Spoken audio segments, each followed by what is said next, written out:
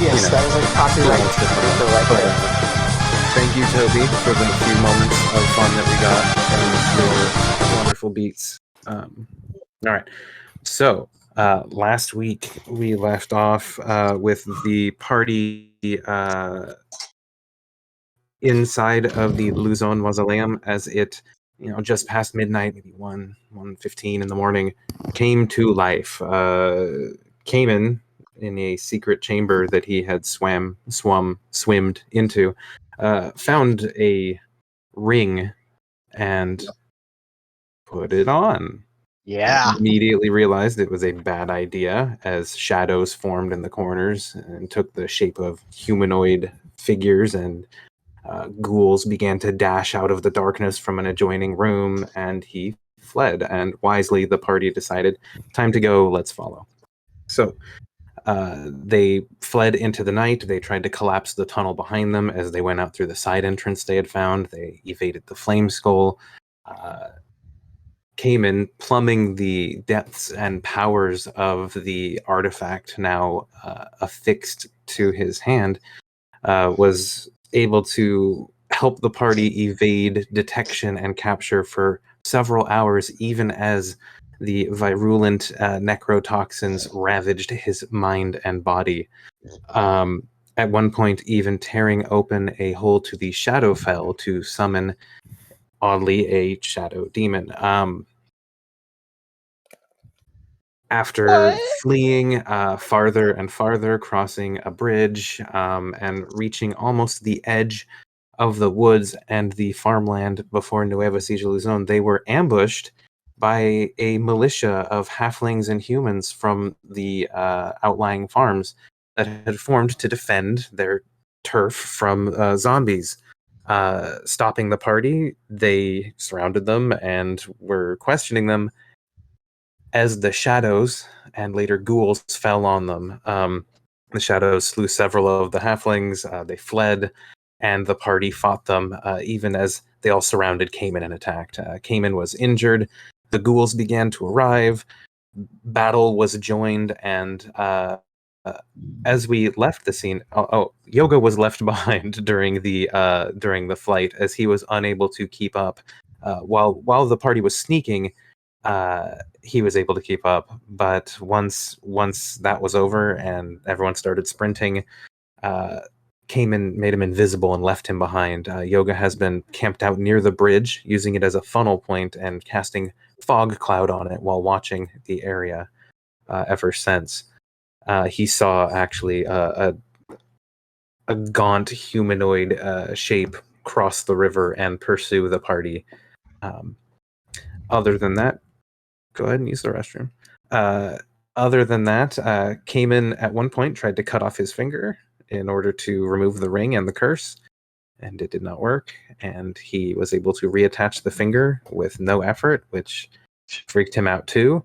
And then at one point, Leon began using his ASMR Scourge ability to try and get Cayman to answer for what he did in taking this ring, why these creatures are pursuing them. Brightleaf is just now realizing that Yoga's gone. Lucy's big and just killed a ghoul, and this is about where we are as we come back, still in combat order. All the enemies actually being dead, but now I guess we are friends and we are fighting. So, in the turn order I have Cayman, but I'm looking at the turn order that you can all see, and Cayman is not in the turn order. Is that because he is down and taking death saves? I do No, not know. he was before Rhea, if I remember right. He has a 19 in the turn order that I can see. Oh, so he was before Lucy, Cleese, likewise, right? is not in turn order, but she has a 6. So I will add Lucy and Cayman again. Bryn, I've got a question randomly. So the hold breath feature for Turtle just states that you can hold your breath for up to 1 hour at a time. Yeah. say I'll hold my breath for an hour. Yeah. How long again till I can hold my breath for another hour? I mean, I would assume that you can just probably take a few breaths and get ready to do that again. It's like a trait. Gotcha. You run out at that point. I don't think it takes you like a short rest to get that back. It would be explicit about that. At this point, Yoga would probably be holding his breath. Just at Just to that be level. even more quiet. Yeah, and maybe if there's anything that beast can do with scent. I don't know if that would reduce anything. Yeah, it ran past you though, so I'm waiting for it to come back. Fair. Let's see, we had done Agor, Rhea. It was on me. Lucy was actually the 6th. Yeah. And Cayman was doing.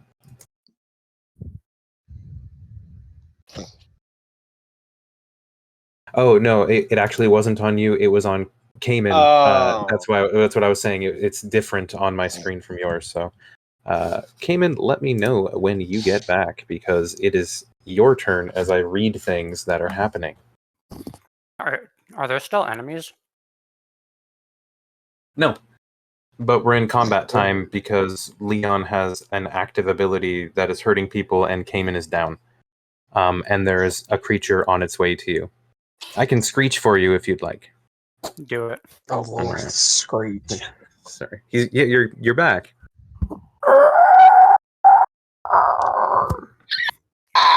Would be the pterodactyl. Yes. But Cayman, go ahead and make a death save for me. Is Cayman gonna actually die? It might. It's happened before. Maybe. Y'all die a lot. Yeah, but this time it would be permanent. Maybe. I mean, you know. Hey, I've yet to die. Keep the body alive and get to the right person with the diamond that you guys are still carrying within 10 minutes or something, and you should be fine. We're carrying a diamond? Who's carrying a diamond? Rhea stole a diamond from Nuevacija-Luzon 12 sessions ago. So we have the diamond, we just don't have the person. Great. Yep. I've returned. You have returned. Cayman, please make a death saving throw as it is your turn. Ow. Oh. Hello, roll 20? Yeah, we're here. Here on roll 20. Yeah, no, I'm saying hello to roll 20. Ah. Oh. Is it not responding to you? Oh, Well, that would be a failure. So, Cayman, you as you fell to your unconsciousness before Lee, well, actually, it was the toxins that made you fall down. But you saw Rhea and Leon struggling. He's one away from death. I didn't think he had made any death saves. Natural one. Oh, you are a one away from death. Yes, you are a natural one away from death. Yes, I am. Aware. But as everything goes dark, it's a moment, and then you feel sudden awareness again, Cayman. You're standing within a cavernous chamber. Oddly enough, as you look around, it seems the chamber too is made of just a dark granite with high vaulted ceilings and tall arched windows filled with stained glass down the length of it, and it goes quite a ways kind of into a gloomy darkness. Behind you, where you must have entered, there's a small pool of water, maybe only knee-high in like a depression in the stone. But even as you look at it, you can see that it's rapidly evaporating. Beyond that, solid granite walls, no sign of a door. Around you, you see pillars rising into the shadowy heights of the ceiling, torches flickering in barbed, brutal-looking standing lamps, the flames seeming to retreat from the palpable aura of night filling the space. And that is what you see with your first death veil. Nobody better get in the way of this. Cleek.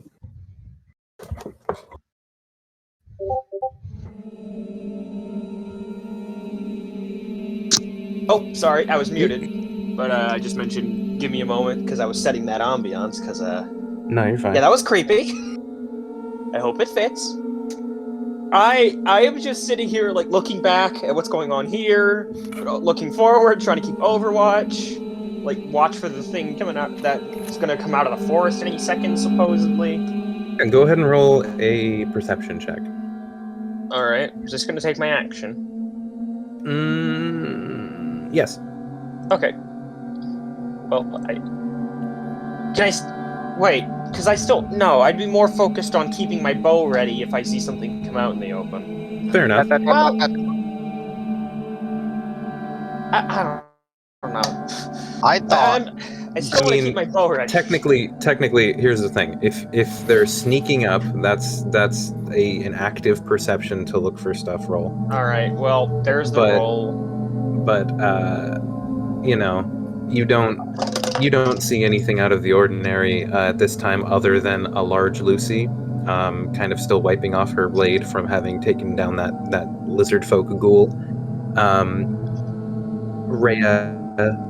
Kind of like pulling Leon away from Cayman, who has collapsed on the ground, face down in the kind of like muddy, grassy area.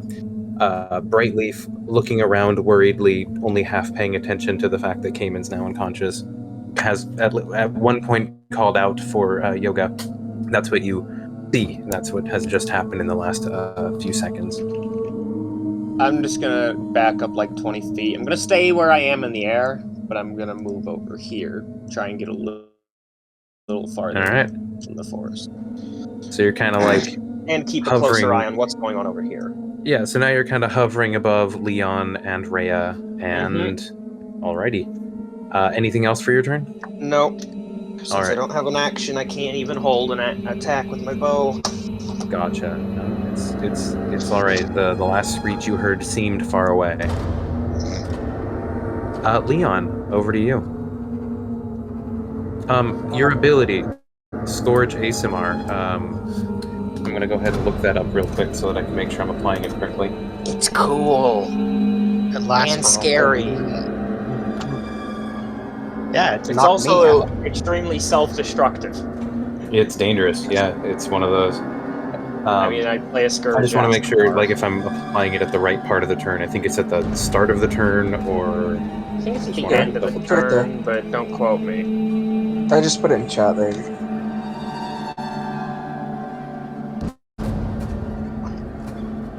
At the end of each of your turns, you and Sorry.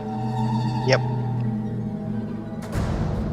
So at the end of each of his turns, anything within 10 feet takes some damage. Yep.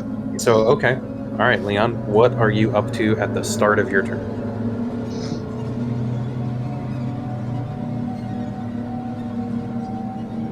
I'm going to look over at Rhea. Since she's holding me this time. Yeah, she's holding you. Do you want him to die? The ring's killing him. Yeah, but I don't think you can just take it off. But do you have a better option? We need to get to town. There's something after us, and he's dying. Very well. I'm going to use my Mask of Arcana to switch out my cards. Okay. And switch over to the Hierophant card. That will be my action. Or no, that'll be my bonus action. My action is... How far is Cam? 20 feet? He is 20 feet. From there, I will use my bonus action to give him... Your bonus action was your mask. That's an action. Or, yeah, bonus action. No worries. Action to switch over. Bonus action to switch. Action to use it. There we go. So, action is I'm going to give Cayman 8 HP. From 20 feet? Alright. So, Cayman, you get 8 HP and you awaken from your near-death state.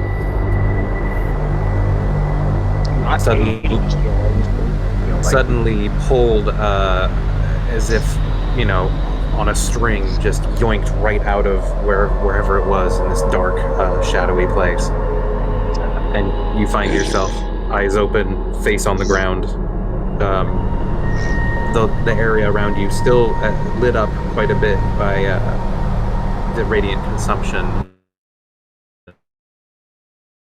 of Leon.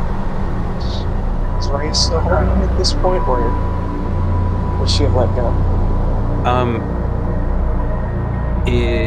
I'm not sure if holding you, she would have seen him wake up, but if you said something, I'm sure she'd let go if she got an eye on it. She's smaller than you and somehow holding you, so.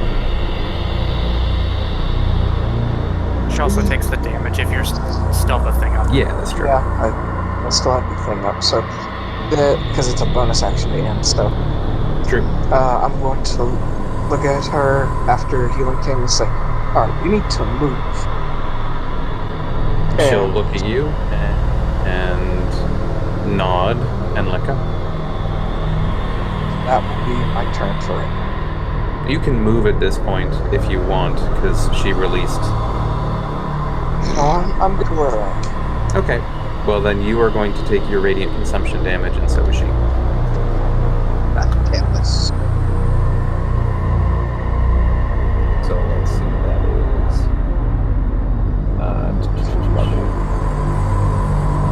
you and each creature take half your level rounded up. So you're level 4, so it's level 2. So you each take 2 radiant damage. Alright, and after Leon, that's you. Brightleaf is going to run over to Cayman and help you up, Cayman, and take a look at you and see that you're not doing good, and say, "Where's Yoga?" I cast invisibility on him. I don't know where he is. Spell's gone.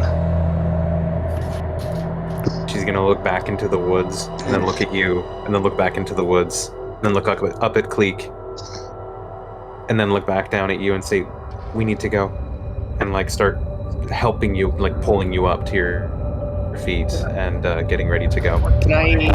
Other than that, she's holding an action. Basically, she's moving next to you and using, I don't know, like 5 feet to help you up. Which way are we going? She's just gonna point with one hand towards the city. Yeah. Lucy. And yes, Cleek, you can hear this. There's not like a bunch of other noise happening at the same time. It's not a raucous moment. There's screeches in the distance every once in a while, but it's not gonna drown this out. You heard that. But yeah, Lucy, your turn. Give me one quick sec. I'm trying to fix my lights. I decided to fall down on me. Absolutely. This one. I decided to put a sticky thing up on the ceiling and trying to use an energy sword to get it up there because I am not that tall enough.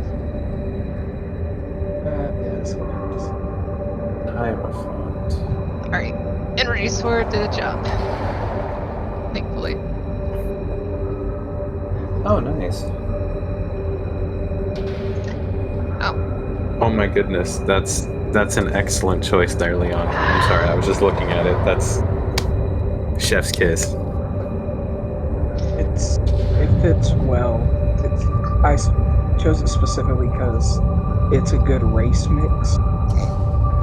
Yeah, it is for some of the things that it can do. It does. And I just hit my hand sideways on the light switch and that hurts a lot. Use the energy sword. Let's see, I got move. Can you move farther because of the large size too? No, it's just Okay. my normal movement. The only thing I change is I deal extra damage. And so it lasts for 1 minute. Become large. Advantage on strength checks and strength saving throws. And then one of my attacks on each of my turn, or an unarmed strike, can deal extra 1d6 damage to a target on hit. Nice. And the size bonus gives you some cool advantages too in some ways. Yeah. Very good. Yeah. How long have I been large for? Like how many turns has it it I think it's only been like one. Like Okay. you got big and you stabbed down into him, and then okay, so it's been 2 turns. This will be the end. At the end of this turn is your end of your 3rd turn being large. Okay. So we all know that something's coming, right? Yeah, Okay, then you've heard it. to ready. Is it for when it comes? All right.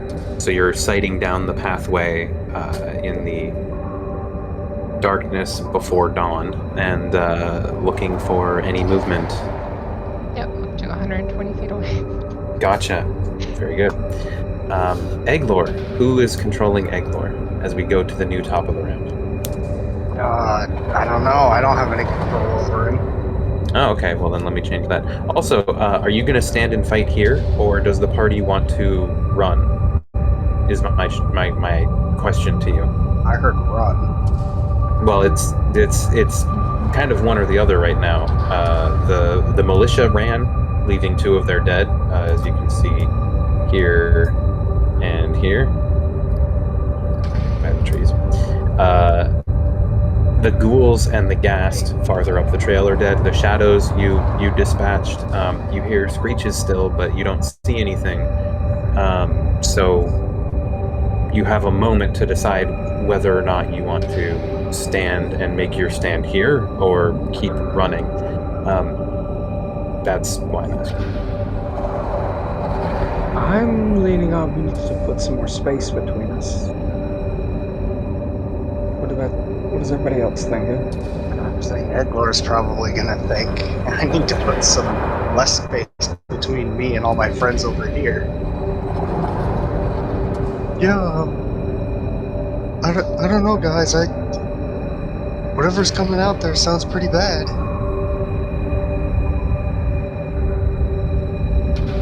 Yeah. He'll probably be holding a produce flame in his hand as he says it.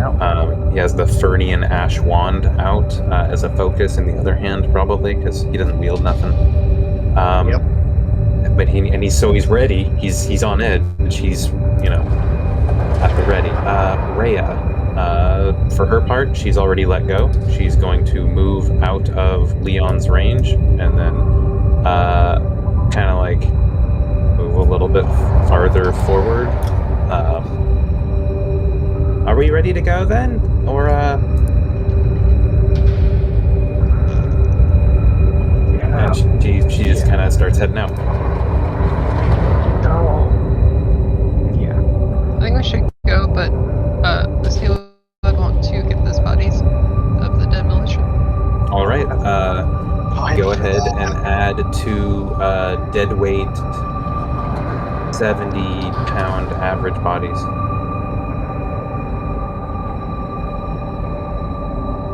So if you can carry an extra 140 pounds, sure. I assume Lucy can because she's tough, but that's 10 strength worth of carrying capacity.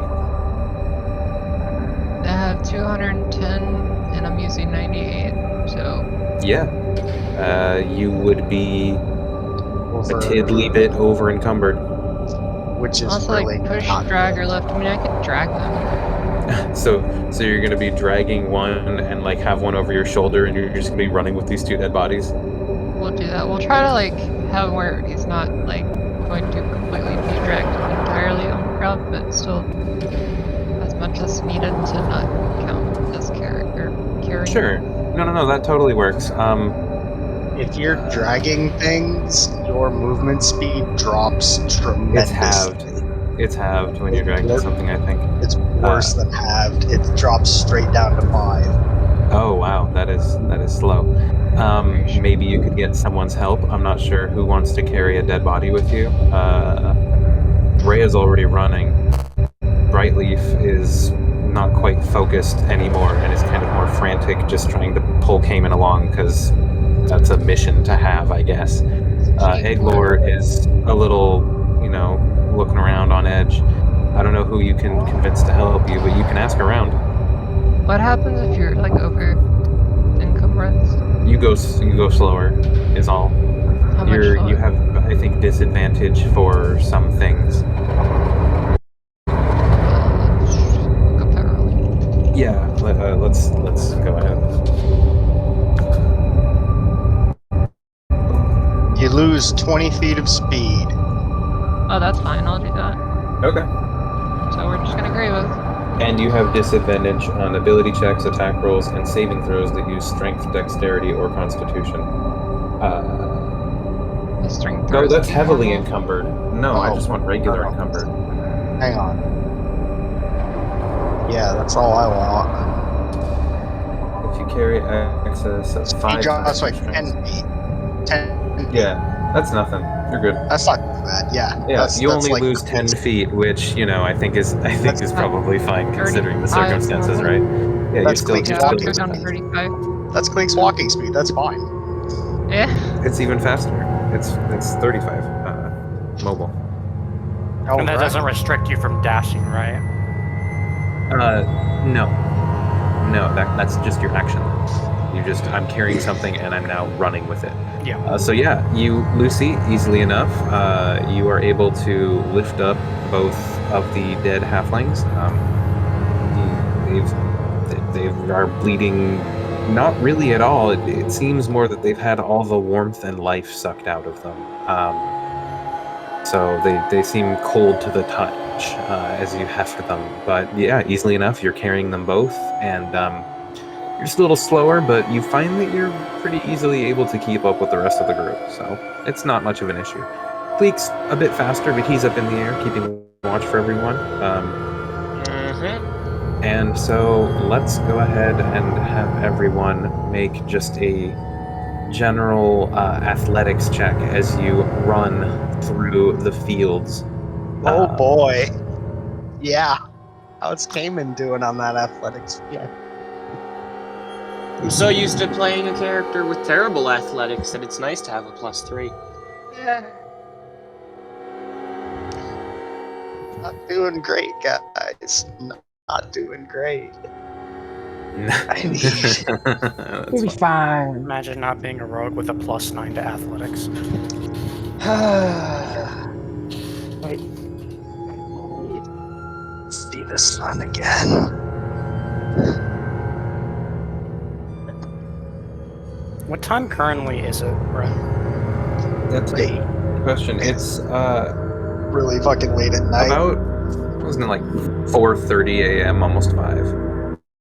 Oh, yeah, you took the 1 when you put it on, 1 hour later, 2 hour later, that's 3, and that was you took 2 damage, 4 damage, 8 damage, then you saved once, then you went down with it. So it's been 4 hours since you put it on at 1:30, it's about 5:30 a.m. So it's almost done, but it's still about, I don't know, like an hour and a half off.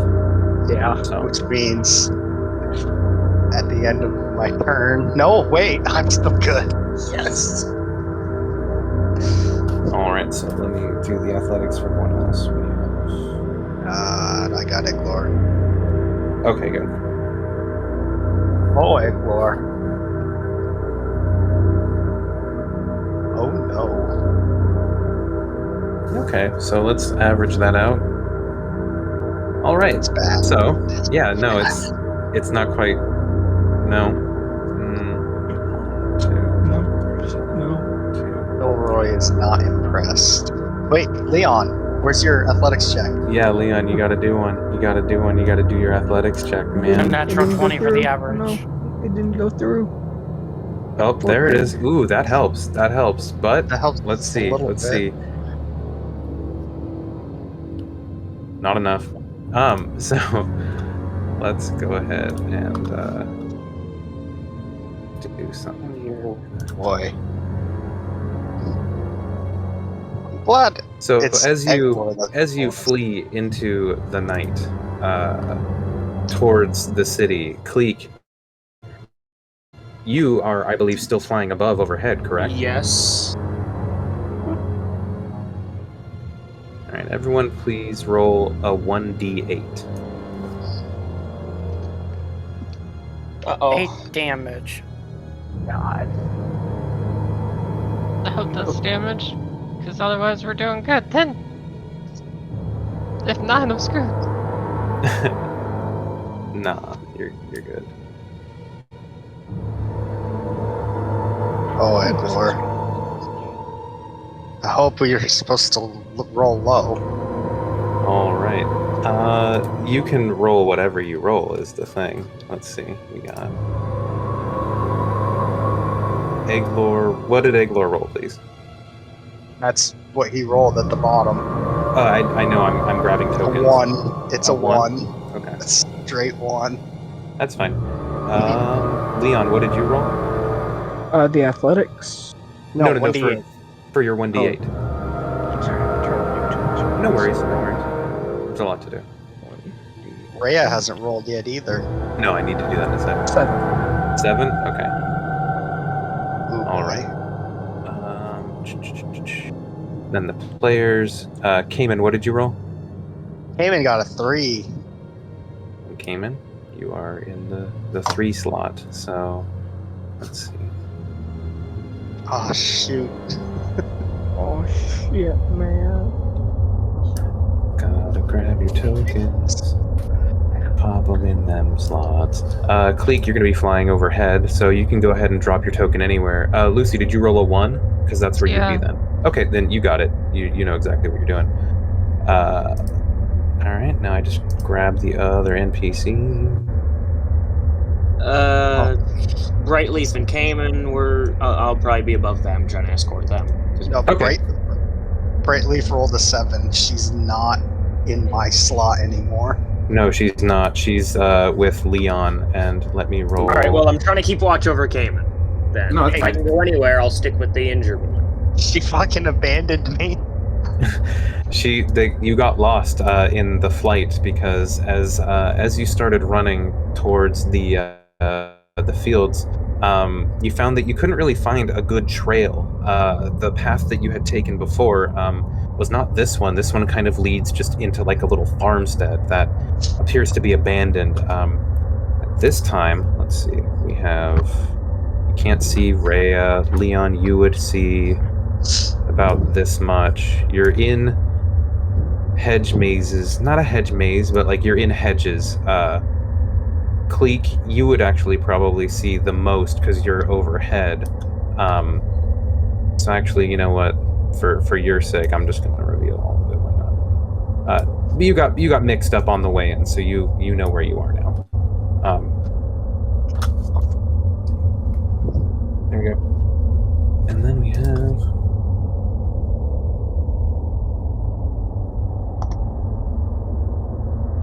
Oh, geez. Okay. So I'm going to go ahead and remove the initiative order because you're not in that initiative order anymore. And as you get split up, Cleek, you're really the only person who can see everyone at this point. What are you guys moving forward? You see a path actually up ahead, Cleek, and you think, this is where the group can get back together. They've gotten lost. But it's then, Cleek, overhead, you hear the screech once more. Can I hear that from a particular direction? Oh, you hear it from about the path where you were before. Go ahead and roll a perception check, actually, from your vantage point. Oh boy. That sounded really close. All right, with that, Cleek, you can actually see a shape, blurry and indistinct at this distance, and also the speed that it's moving. What is this distance? It's hundreds of feet, like I would say about 700-800 feet. It's outside of bowshot range, even for your prodigious range at this point. Not for long. 800 feet is not outside of long range? Not for long it isn't if it's closing in. Well, no, not for long. Okay, sorry. My range is 600 I thought you were saying not feet. for long range. That was my confusion. You're totally fine. No, you're right. But yeah, you see it actually as it comes towards the party, making a beeline towards Cayman, who you're hovering above as he makes his way alone now through the hedges of crops below. But Cleek, as you see him moving, he moves also into these fields, and his form becomes harder to see in the tall grass and the crops that are being grown at this time. So you can generally see like a comet's tail, the path that it's taking as it disrupts everything around it. Large chunks of earth and crop flying as it tears a path through the surrounding terrain. But it is definitely in at least partial to full cover, depending on where it is at any given time, as it closes in very, very quickly. Definitely moving faster than anyone on the ground can, except maybe Lucy. She's really fast, but everyone else is slower. This thing is going to catch up, and Cleek, you know that in this moment, in this space. Yeah, well, I'm gonna head out to the rest of them and say, guys, it's following, we need to move. And I'm gonna start readying my bow, and honestly, if it's within range, I'm gonna start taking pot shots. Because it's coming right at us, right? It's coming right towards Cayman, which is the general direction of the entire party. At this point, triangulating whether or not it takes 1 degree left or right could change its course, but it looks to be heading in your general direction from its distance right now. At this point, yeah, I'm going to start taking any shots I can the moment it's in range. Gotcha. All right, so then we're not in initiative order, so the party, you're just going to be then moving through the grass and the crops. Then just let me know when and how much you every want time me to this thing for the record. Just add my feet. Controlled by Cayman safe settings. Yeah. Let me add to your sheet if I can. Hit it. Cayman's probably going to lag behind everybody. He's in no kind of shape. I have now saved it so that you can edit him anytime. All right, perfect. So that should hold, I hope. Leon, you can't, or is it that I haven't set it up for them? Yep. Okay. It's I can't. No worries. It's my fault. He's been paralyzed by fear. Paralyzed by fear. He's like, I can't go anywhere. Right. So yeah, you should be able to control him now. Yep, there we go. Okay, cool. All right. So as the party moves forward, Lucy, Eglor, you both see the path as well. Brightleaf and Rhea, before long, on their individual paths, also see it. Brightleaf starts to slow, Leon, as she sees you lagging behind. Rhea finds the path and, is looking left to right for the party. That's actually, I think, a bit farther away than she'd be able to see you, even in the night with her dark vision, over 60 feet. So she doesn't see Lucy, and is just kind of looking around. Before we get produce flame, he's got a little bit of light. Okay, well then she can see the light, and I think maybe with that she can see Lucy and Eglor stepping up because he has the produce flame. So she's going to be waving to you, and it's actually in that direction where Rhea is the way towards the city. This is the path that you left the city on, so you have actually found your way back to the main trail. I'll be right back. Certainly.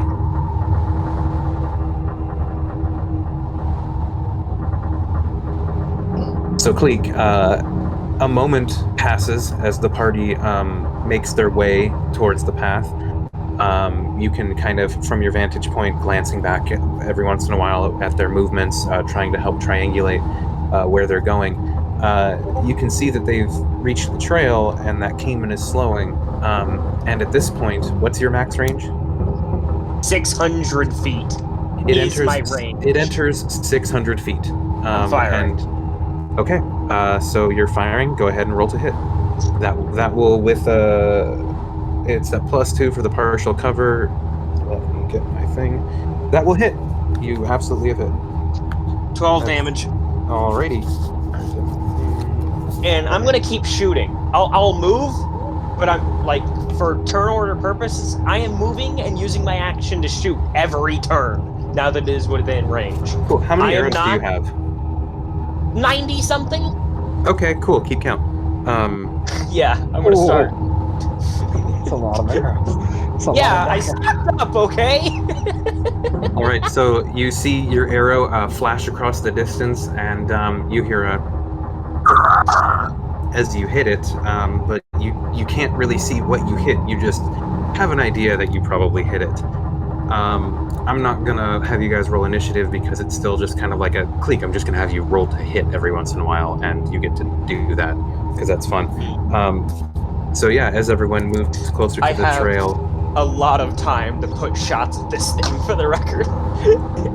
yeah, things chasing you through the wilderness, not in the dungeon anymore, is OP. This is like Terraria stuff where you're fighting the Eye of Cthulhu and Skeletron flying through the sky. I don't think you have as much time to shoot at it as you think. Yeah, I know it's pretty fast. In fact, we could just do... well, I don't know.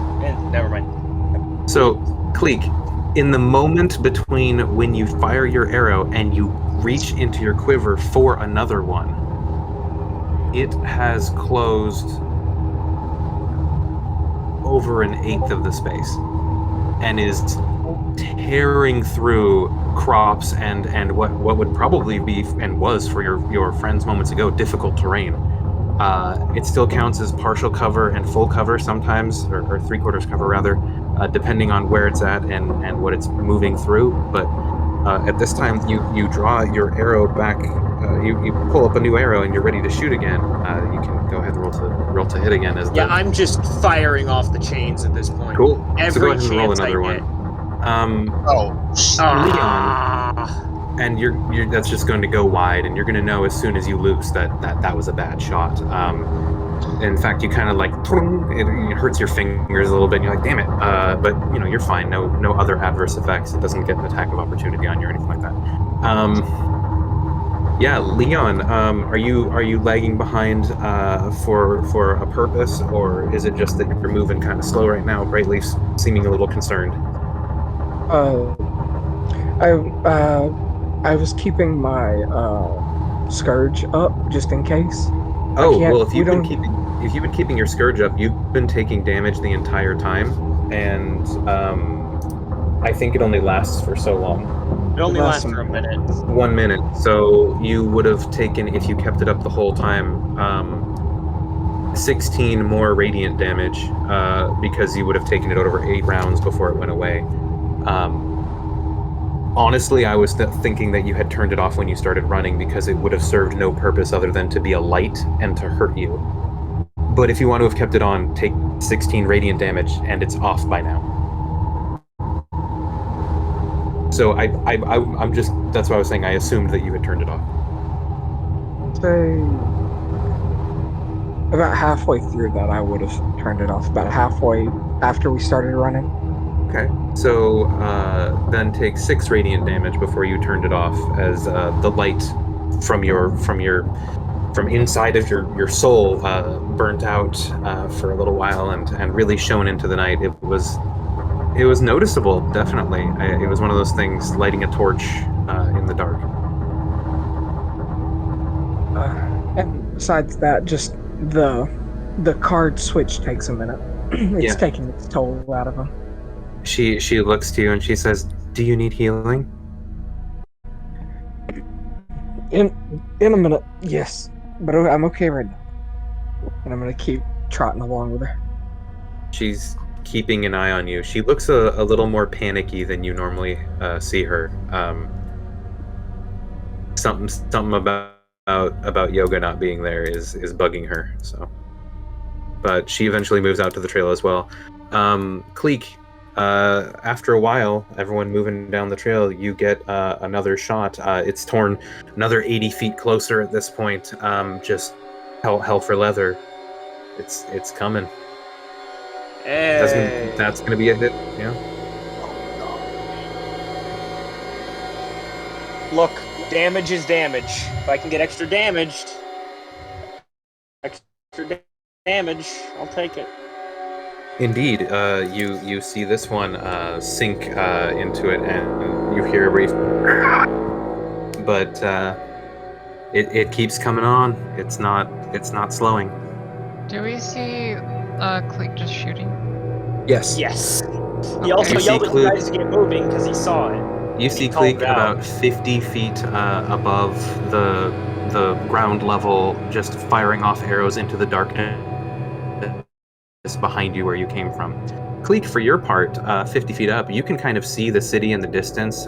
You can see that there are fires lit in some of the towers. It looks like there might be some activity at the large walled, kind of like governor's, mayor's castle type thing on the east side of town. In general, it looks like, a city that's starting to wake up in this pre-dawn gloom. Looking up in the sky, you can see the still mostly full white moon, the about half full sort of like lavender smaller moon in the distance. And you can see the first kind of like rays of the sun lighting up the eastern sky, illuminating the mountains of Swira and to the north, I suppose, some of the Valhallan mountains far off. But from this point, yeah, you can see this thing is coming on. We're gonna have an action ready to drop these bodies, by the way. Okay, absolutely. You can just drop them anytime if you need to. I'm not gonna make that like an economy thing. I figure you're holding them, or even like if you have them in your inventory, you kind of like strap them to yourself. Like they're a bedroll right now. You have two corpses just like on your pack, and the only consequence is moving 10 feet slower as your base speed. So I assume that you just have a big pack, so you're fine. You can drop them anytime, just like you could anything else. I assume you cut them loose. But yeah, Cleek, you continue moving as you're firing. Go ahead and take another shot. As it gets closer and closer, it's now covered over half the space to you, and is within 300 feet. That's going to be a hit.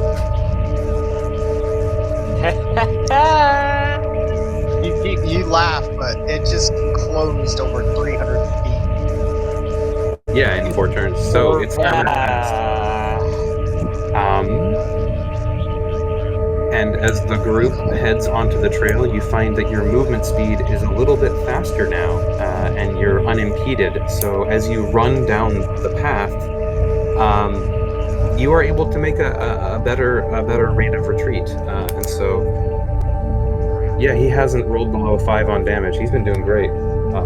I physically can't roll below 5 on damage. Well, I mean, I have a +7 to damage. That is beautiful, honestly. I have on a the minimum DA. of 8. I'm on the DA. Yeah, raw. Okay, makes sense.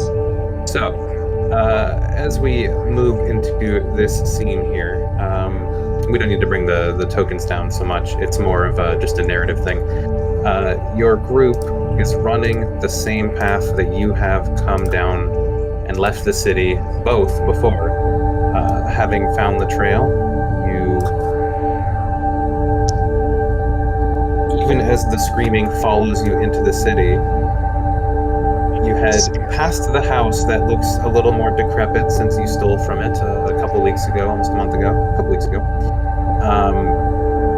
All of you sprinting, those of you who have sweat glands, I suppose, sweating as you tough out the last little bit of terrain deeper into the city now. The screeches in the darkness behind you.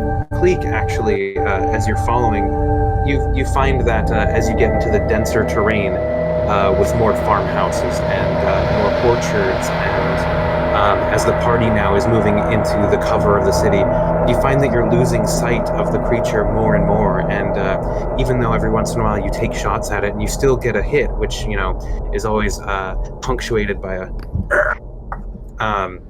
you find that you're seeing it less and less.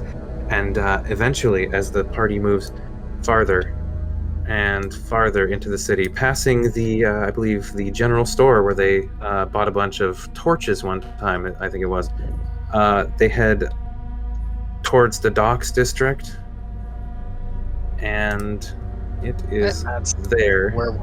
That's where we'll make our fucking stand, I think. Yes, indeed. Please place your tokens on the right side in, I will make it, yeah, you got it, in that general area. I was going to say, in that area. Yeah, that works. look at the other ones. We got Rhea, and we got a Bright Leaf, and for the moment, actually, I will jump to Yoga. Yellow. Yoga. You have been sitting here now for quite a while, actually, waiting, watching, holding your breath even. After the first hour where you had laid a gigantic fog cloud on this small bridge, you had seen a pale, gaunt figure leap through the darkness and pass you by very, very quickly. And since then, relative silence. After another 45 minutes, your fog cloud began to dissipate. No wind, just the natural, just the natural ebb of the magic as it no longer had an effect. What do you do then? I'm going to recast fog cloud and wait another hour. Level 1 or level 2? Level 2. All right, so another large fog cloud appears centered on the bridge, and again, it and you, and a good 40 feet in either direction is just smothered in a thick, bluish white foggy cloud of cloudy fog, and you wait, holding your breath in the silence, in the swirling smoke. For a moment, you find a little bit of a meditative peace. It's broken with a in the distance, but soon enough you fall back into it. And another 20 minutes pass. Go ahead and roll a perception check. Alrighty.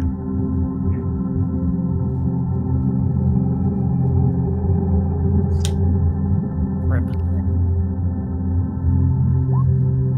Alrighty. So, in your meditative stupor, go ahead and roll a stealth check. Yeah, I think you had a stealth check from before, Right. but I don't remember what it was. You're fine. Go ahead and eat. I'd need another one because I think I'd have to get up out of my shell to cast the fog cloud and reset. Gotcha. All right. So you're in your meditative stupor. How close are you to the bridge, would you say?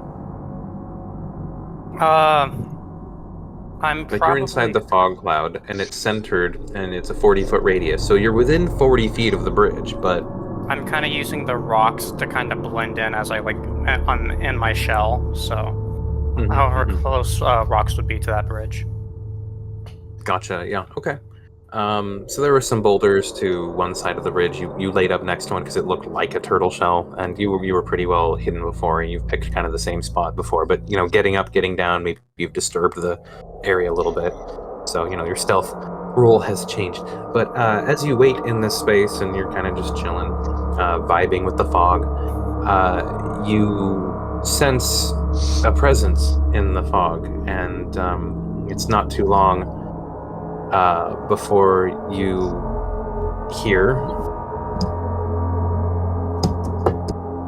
footsteps across the bridge, many of them actually. It seems like a small group, and as you kind of peek your head in your shell to look out a little bit, you see 3 figures in black robes and 2 in some pretty heavy armor, and you actually recognize these 5 as the necromancers and the 2 knights that were with them, or sellswords or whatever they were.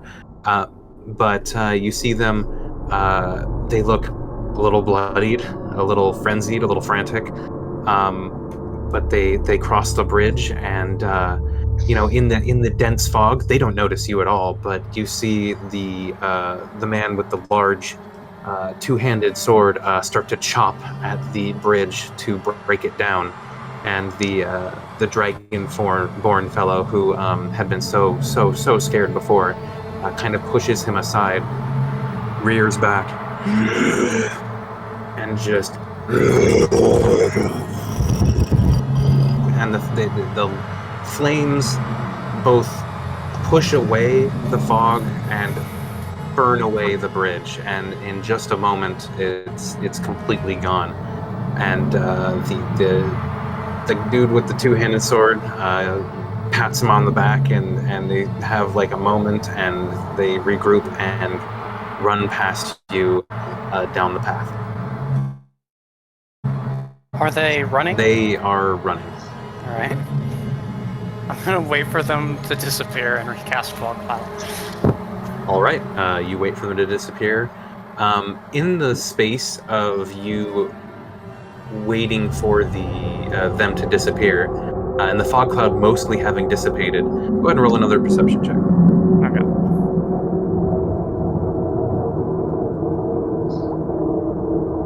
With that, you can definitely see in the distance there is movement in the trees, and before long you can see emerging from along the path multiple skeletons, some bearing ancient rusted blades and shields, and some carrying decrepit looking bows, but you've seen the strength of these bows before, and they are heading in the general direction of the bridge. As you wait there, kind of hunkered down, you see that it's not just here on the path, though they seem to be farther ahead, but it's kind of a line going to either side, going back. Some ranks of dead on their way. And they're not with the necromancers? No, they are not with the necromancers, seemingly. Okay. Well, I'm still gonna wait down in my fog cloud. Okay, then let me check something real quick. Okay.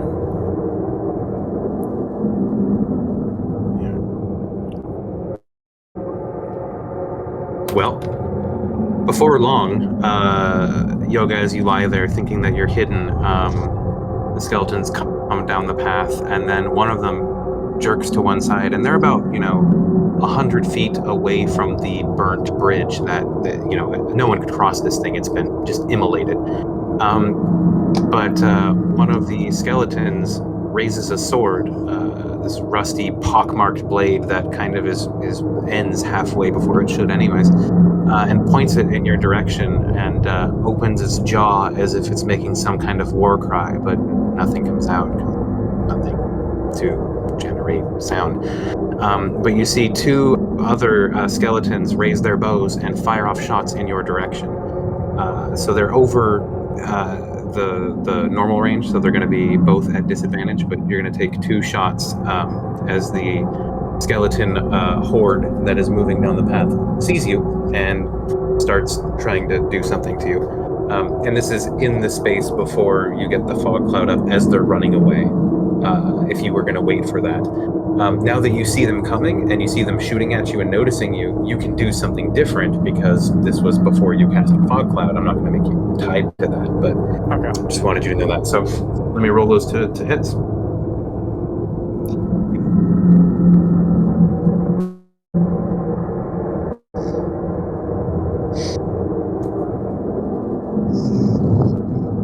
That's a natural 1. And a 15, which is also going to miss because I think you're prone, so it would already be disadvantaged, whatever. But you're also in your shell, which is 21 AC. Yeah, you have 21 AC. So one arrow just lands in the ground next to you, a good 15 feet away from you, and one just bounces off your shell ineffectually, and you feel like you could probably weather the assault pretty well just sitting here for a while. And yet still. All right. From my discretion, do I know how far the body of water is, from where I am forced to the body of water that kind of leads out from where we came from initially when we were out on sea? So you mean like traveling downstream? Yeah. It's... Let me check the map real quick. It's kind of a ways off. It looks like... Yeah, it runs perpendicular to the path that takes you to the city. So it doesn't take you in the direction of the city at all. It leads you out to the southeastern shore of the Nuevacija, like, sort of peninsula.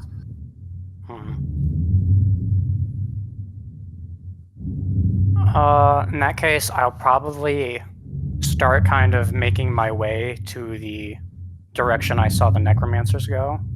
And I'm just going to be kind of trying to get away from the skeletons. I'm going to be taking the dodge action as I go. Okay. So they continue to shoot at you, yet you are able to make pretty good tracks down the path. For a while, they keep pace with you, firing off arrows, but with your dodging, with the distance, with the tree cover, and then eventually, as they come across the ditch that represents this small brook, they continue advancing and fall in, and then have a difficult time climbing their way up the muddy bank, despite not being, you know, all that steep and all that. So you're afforded some time to escape and get out of range and eyesight, even without your dash ability. And for what it's worth, even as you glance back, you see that the skeletons, for their part, are not dashing. They're kind of just moving at a steady pace, weapons readied, and when they see you and are within range of you, they begin firing and moving in your direction. But you are able to stay a little bit ahead of them as you retreat towards the edge of the woods, which you are able to reach before long. And with you retreating, and you even as you follow the ground, you see the tracks of the necromancers and also some of the tracks of your party. You presume them to be, that's maybe Brightleaf doesn't really leave footsteps, but maybe that's Cayman's boot print right there. Do I see so, Leak Arrow that missed its target? I don't think it was that far. I don't know. It was a 1. Well, at some point, it might be. Go ahead and roll an investigation check to see if you find any sign of.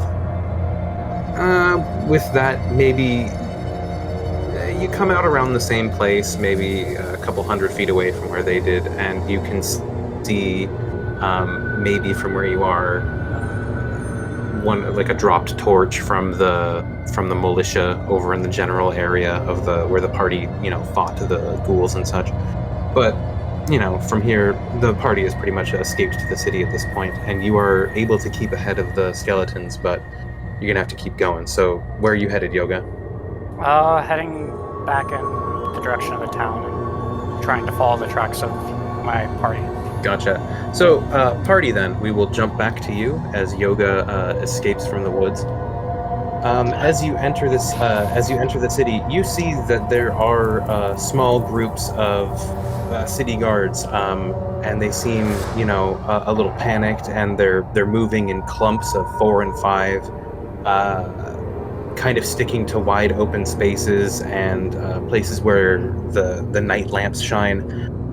They seem to be freaked out by the loud screeching that has been coming closer and closer from the woods, but those who are awake, and there's an increasing number of people that are being awoken by this sound and noticing it.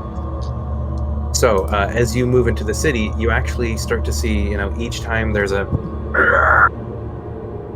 in the distance, you start to see lights turn on as people, light candles and look out their windows and open shutters and then close them as the howling commences once more.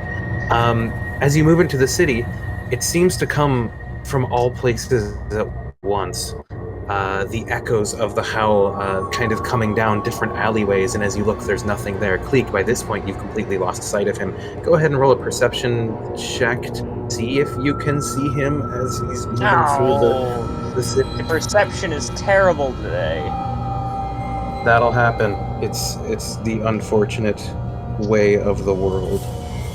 Okay, that anime moment. He's fast. Be right back. Hi. Oof. Oof, oof. Aye. Many. Kind of like that. Party, as you move into this area, you've come somewhat close to the docks. You see kind of like a canal farther along. I'll reveal that real quick. Cleek, especially as you're flying overhead, you kind of see it. Yeah, in this general direction is like a little canal area that goes eventually down to the docks. You see these tiled slate roofs. You move. Let's see. I think at this point Rhea would be leading, just because of her speed. I gotta drag Leon onto here because he's not here, and that's something I keep forgetting to do. I'm sorry, Leon. No. Yeah, I know. Every time, I just gotta remember. Leon we left behind to get fed to the monster. Oh yeah, Leon was fine. You should be able to move him now. All right. So as the party kind of moves into the space, it seems that this square at the moment is deserted. Go ahead and roll perception checks, everyone, as you move into the space. Cleek, yours will already count from before. Oh. It's fine. It's the same. So, Draw. Cayman, you're doing great right now. You're feeling fine. I can see that. Cayman's not feeling good. Maybe his devil's sight isn't working very good right now. So at this point, actually, as you've now been running and you've gotten into town and it's been a little bit longer, please make a Constitution saving throw. Wonderful. Once again, with feeling. Fuck me. Jesus. Damn, Right. man. Should he take extra damage because he crit failed? I think that should be No, a thing. fuck you! That's 6 hit points gone. So that's 1 poison damage, that becomes 2, and 2 necrotic damage, that becomes 4. That's Would you like 6. to make a reaction of some kind? Do I get a reaction? I don't know. Do you have an object? An object of power, perhaps? Which one? So, yeah, I'm absolutely gonna hit The Mabaran Yeah, Ebony Orb of Shielding, perhaps? I'm gonna use a reaction to do this and negate You soak all of that. 4 of the necrotic damage that come through, only now taking 2 poison damage. You seem to have, as you awoke from being half dead, remembered that you carry an object with you that can prevent some of this, at least, sometimes maybe. So even as the toxins course through you, you find that you're, with this orb's power, able to resist some of the necrosis. You kind of, if you've been looking, have noticed that the black has started to reach, now from your shoulder across your chest, but it hasn't really advanced any. This effort to hold it back has been very beneficial for you.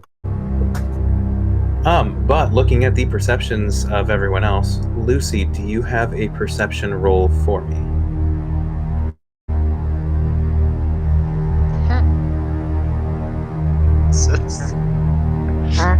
Well, Dang, we're doing Eglor, great. Eglor is doing super good. That's true. That's true.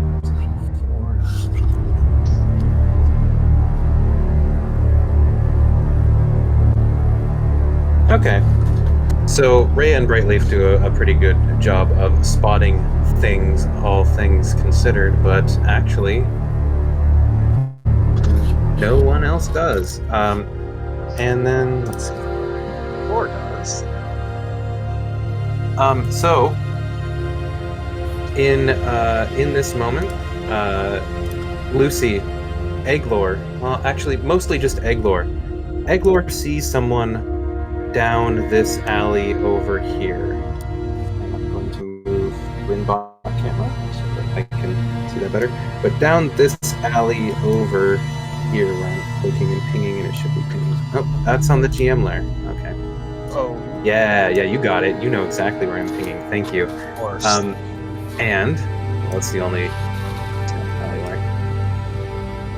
Oh, You see God, a man no. shaped figure slowly walking down. This is only Eglor right now. I can see this. as Brightleaf and Rhea, while attentive, are a little farther away, but they'll see it in a sec. And he steps slowly out of the hallway with kind of like a shambling gait, but really, really nice, long robes. Don't see Cayman. And like a staff, and he kind of like, as you get a look at him, Eglor especially, the dude looks dead. And this looks like a dead man walking. This guy, he looks like he's about to fucking to suck your blood out of your face. Oh, eat great. some brains. So he kind of takes a step towards you further, shambling, and goes, "Hey."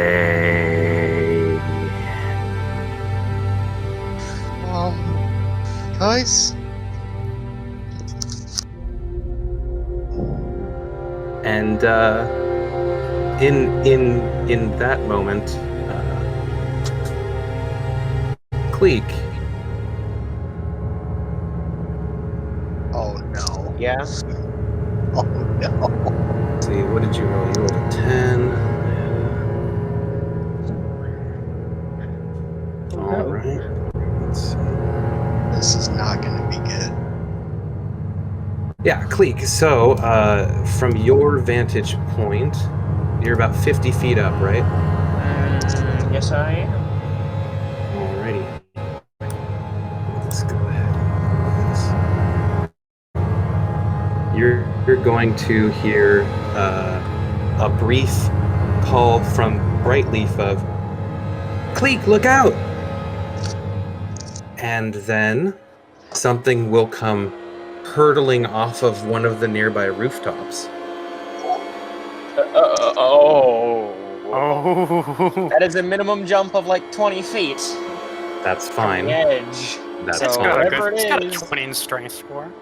That's an 80-foot move speed. I think he can make it. Yeah, just one of the comment, that's a Hell of a big jump. run. That's a big yeah, exactly. Not to mention I'm also higher off the ground, so like I that don't think it that's not even matters. just a normal long jump. That's like also like God knows how many feet up from the original. God, that's a big jump. Better you than me. Yeah, fucking right. Better you than me. Yeah, I will say I have almost full HP. 50 foot Almost. high. And I Okay. have second wind. Wonderful. available. So now, you and this thing are 50 feet up in the air, and it has jumped off of a rooftop Is to it reach grabbing you. onto me? Do I get to contest that? It is going to attempt to grapple you. Yeah. Well, actually, no, it's Kinda going the to idea, just exactly. unleash its entire flurry of attacks on you. So I'm going to roll to attack once, twice, and then thrice. Oh, it's just gonna punch it in midair? You didn't notice it, but Brightleaf called out to you. Do I get any like bonus to AC for the fact that it's trying to hit me midair? No. No, No, it's you do not. it's a good jumper. Go ahead and make a Okay. dexterity saving throw to see if you were able to react in time. Okay. Hey! Okay, it doesn't get advantage on all of its attacks. Oh man. Yoga, where are you? I'm like an hour, maybe 2 hours That's a away. miss. Don't worry. Can you guys last that long? Miss. I don't know. I'm really wondering that myself.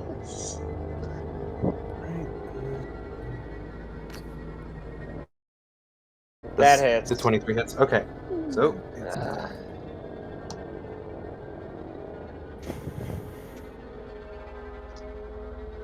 So you take 11 points of piercing damage as it takes one swipe at you with razor sharp claws that seem blackened with just muck and mire and just the passage of time.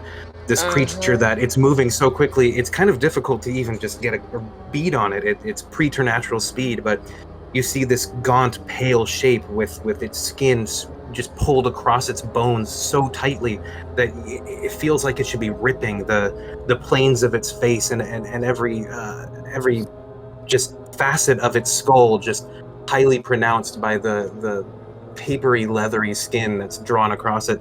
two sunken eye holes with bloodshot eyes, just the pupils fully black and staring at you with a mouth gaping open full of razor sharp teeth, and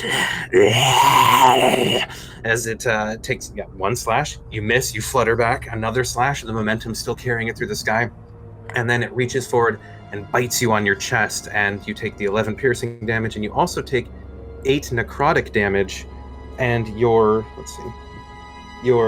maximum HP is reduced by 8 until some time frame.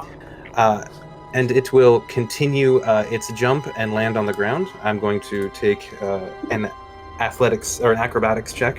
I guess it would be athletics to see if it takes damage as it lands.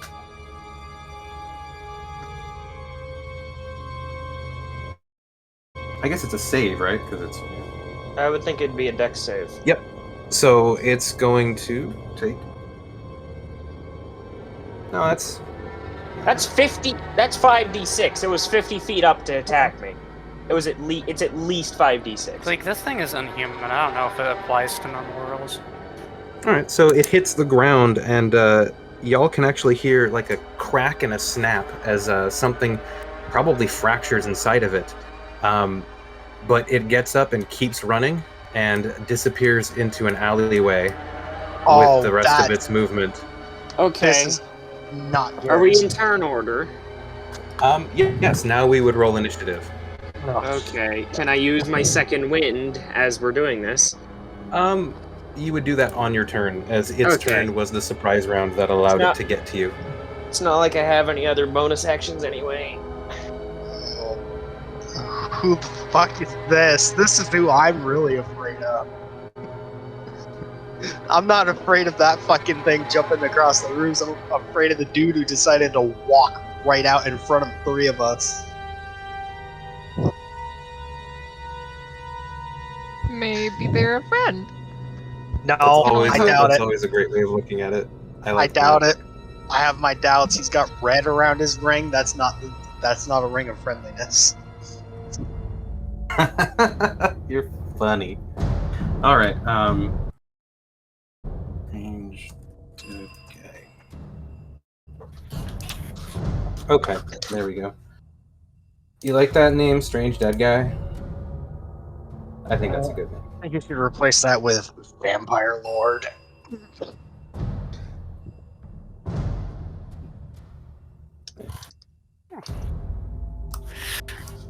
All right, so I gotta do the initiatives for some people. My apologies. Rhea, Gonkai, Greatleaf, Strange. I don't actually think that's the Vampire Lord. That's probably a spawn.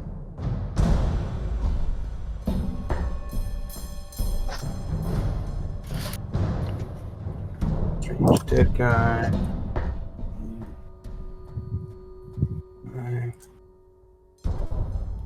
Oh.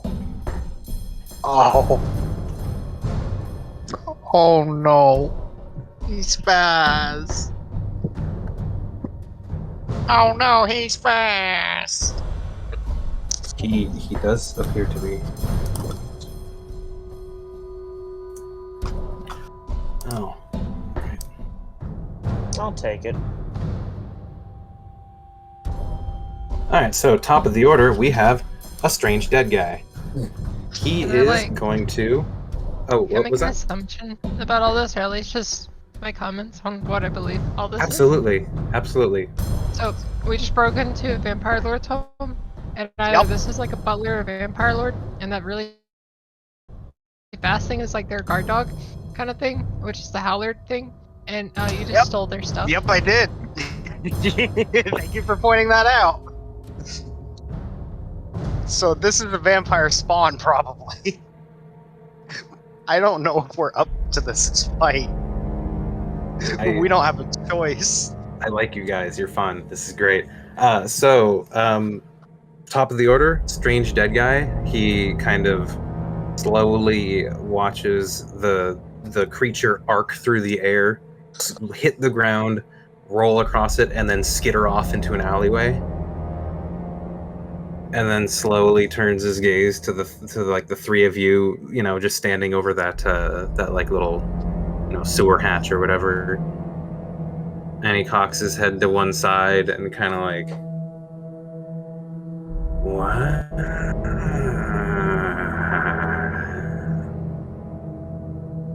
And other than that, no obvious signs. He kind of like takes a shambling step around, and then another one, and then just kind of sits with an angle now on the entire party because he can see everyone now. Yep. Doing anything? Nope. Rhea is going to, seeing this guy kind of try to find some cover to hide, kind of moving 1, 2, 5, 6, 7. And, she can bonus action dash or hide, so she's going to use some extra movement to kind of get just along this front of this building over here. Front of it, not above it. And she's gonna roll hide. I guess all the NPCs are in a row. So Brightleaf, for her part, is going to just have her bow at the ready. Is going to, let's see. Wait, we're missing Leon. Oh, Leon. Yeah, you need to roll that there initiative.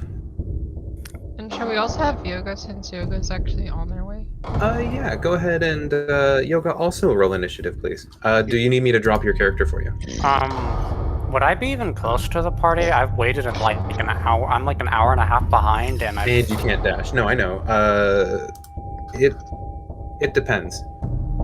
It depends. This thing might be a hit and run monster. It really depends on how the party deals with it and what happens. So, I have a Yoga token. I just dropped it. Okay, that's not fine. there, but I will delete this one so that you can use yours.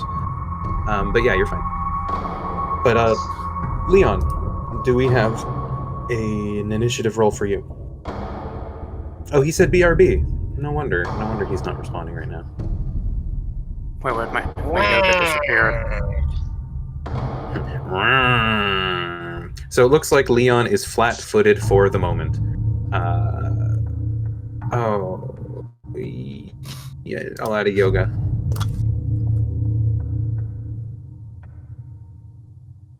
And it's a 6.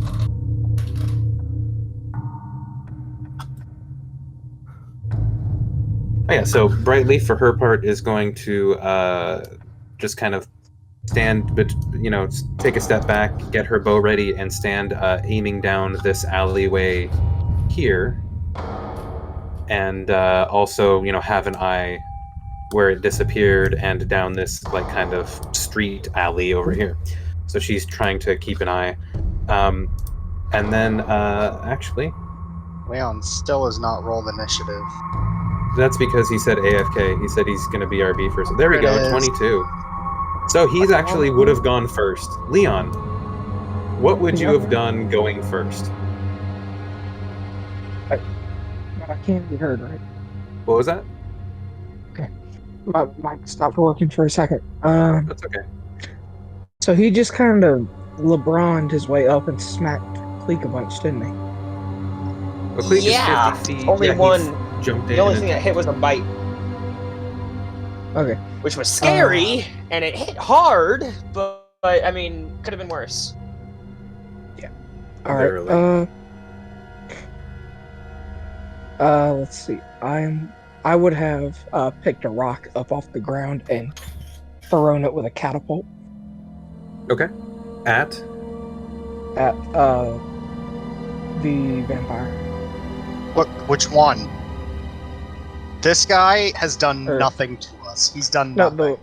the one that jumped up to smack Cleek is when I saw Oh, him he jump ran over. in. He ran into the darkness and is out of view now. He finished his movement after doing his leap and made it to cover. Then I would have just stuck behind Brightleaf and Okay. watched in shock and awe. Gotcha. So she's aiming down this alleyway that's right above you, right here. You can hold the spell. Yeah, you can. If you want to hold. Presumably, you're gonna see that thing again. You can hold a spell attack. Just be aware if it doesn't trigger, you lose your spell slot. Yeah, I'm just gonna stay in shock and awe. Oof. By the way, once my turn comes around, I'm gonna do my thing, and I'm gonna have to be right back and go do something for just a minute. That's fine. So during the turn order for after, because I'm assuming now that Leon went first, and that's what he did. The monster is going to move through the alleyways, and once there's a trigger to be seen, Brightleaf and Leon will both take a shot, I assume. I don't think Leon was taking shots. So he's Single not. shot He yet. didn't prep. He didn't prep a thing. Okay. Right. So the arrow will fly down the alley and hit the wall as the creature continues to run into the darkness. You hear Brightleaf say, "It's down the alley," and point to where she thinks it's moving, which is this direction. And that will do that creature's turn. Cayman, to you. I have a decision to make. You can talk.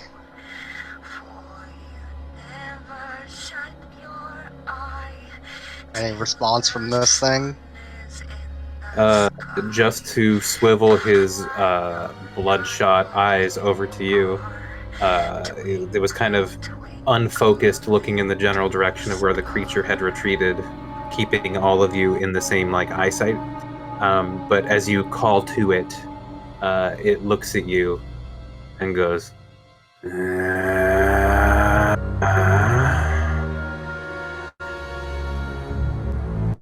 That's a no then. It's about 5:30ish in the morning. In theory, that it's actually makes it. about 6:15 because your test was at on the 15 mark, and it's been that each time. In theory, that makes it dawn. We're gonna find out.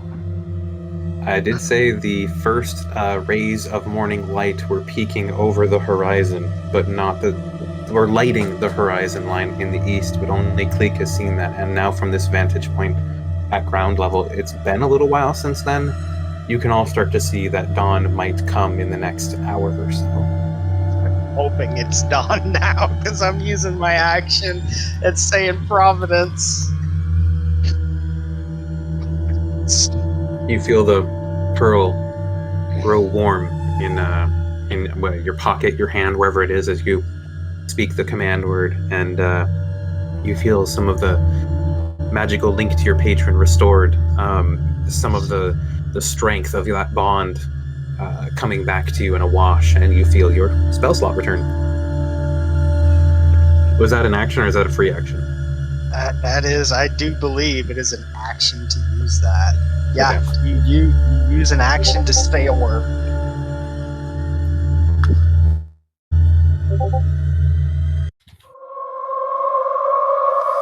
Is that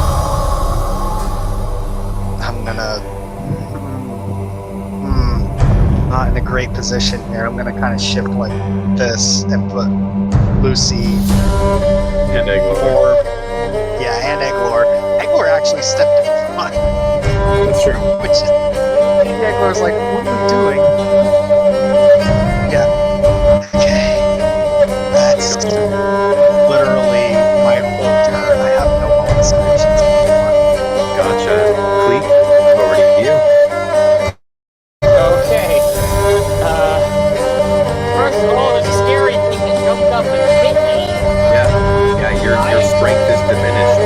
I am going for second wind, try to regain HP.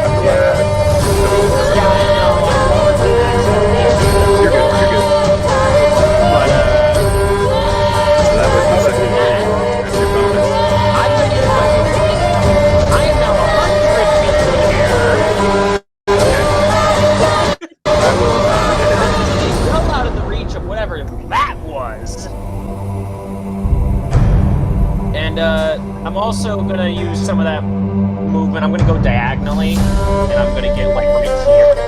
So 50 feet up, 30 feet this way. That's fine.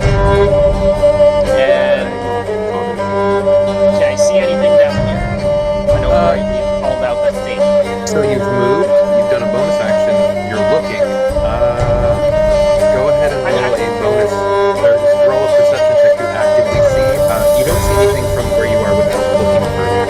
Okay, I'm not doing a perception check. With my action, I'm just like trying to get line of sight. If I see something, if I would have seen something, I would have shot at it. But otherwise, I'm just gonna take a shot at this thing. I'm going to do so just normal stuff.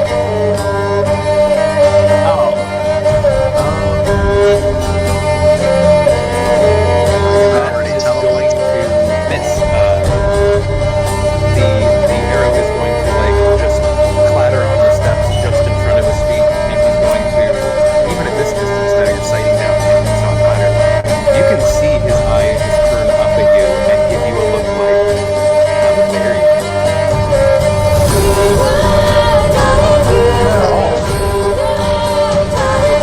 So that's a move, action, bonus action. And you said you have the AFK, so what's Angler do? I don't know if he's out of spell slots. That's the thing. He used Shatter. I know he used the shatter. I don't think he's used anything. Did he use, I think he used his, what was the 3 shot Scorching Ray? He used Scorching Ray once, but is that his inbuilt, or is that one of his, That is not an inbuilt. okay, so then he's used those 2. I think he has one more. You have 3, right? That's this level. Cool. No, you have 3 spells at level 4. You're funny. Yeah. No. The answer is no. You have 2 spells. Okay, so then he's out. No, he's not. Because I'm wrong. Yeah, no, he's not. He still has one thing he can do. He's gonna do his innate ability. He's gonna go, okay, Cayman, if you're sure. He's gonna hold up both of his hands and channel that. Sorry, And what? use.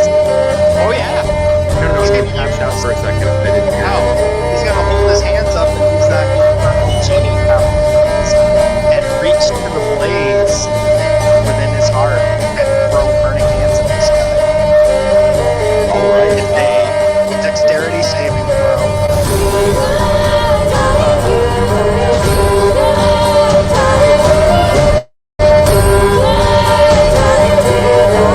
You rolled a 9.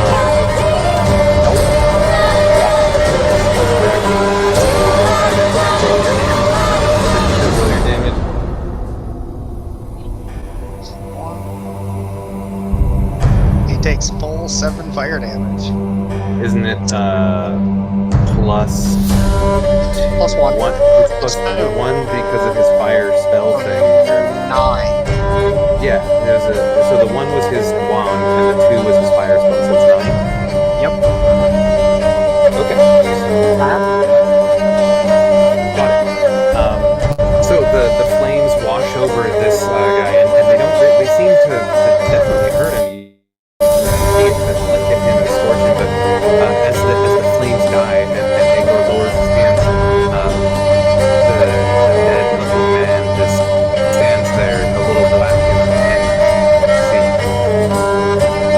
and a little black puff of smoke comes out of the mouth, and the eyes are now pouring into Angor, and that is his action.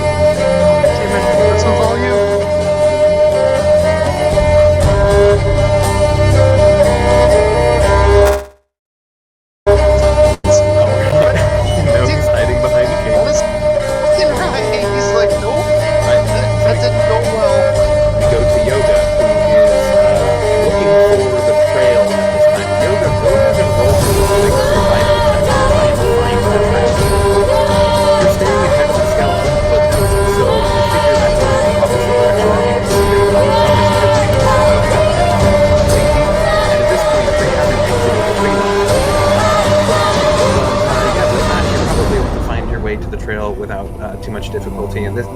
most would be done while the party is still moving into this space. But in turn order, yeah, you're still on your way in. So, Lucy, your turn.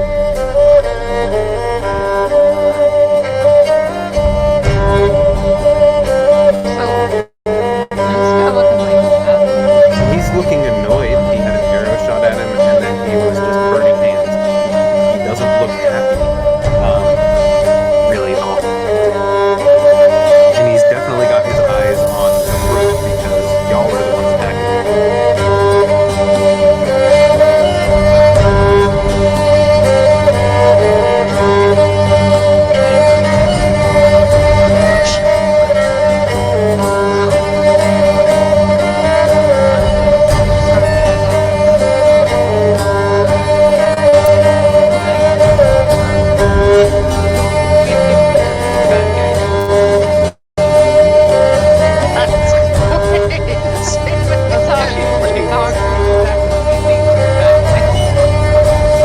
He cocks his head to the side of that and goes,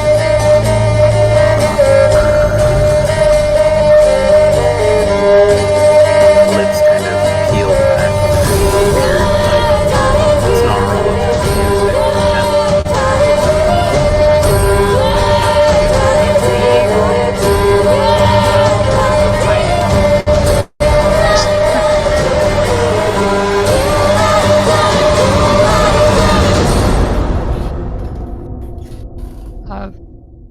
Should I ring?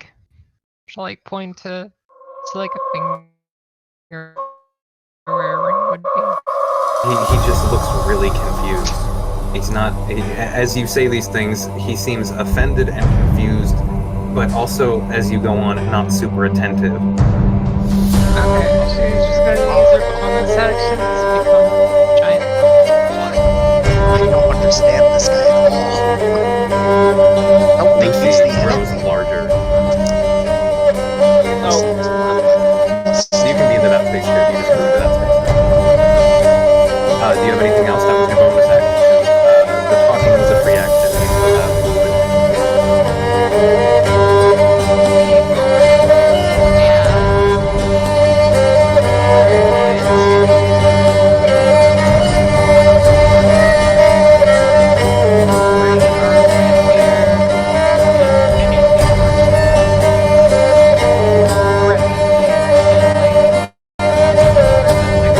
Gotcha. Totally fine. Alright. So you post up, getting large and standing defensively around Cayman with Igor kind of cowering on the other side of Cayman. And you ready your action. That is Lucy's turn. Leon, over to you.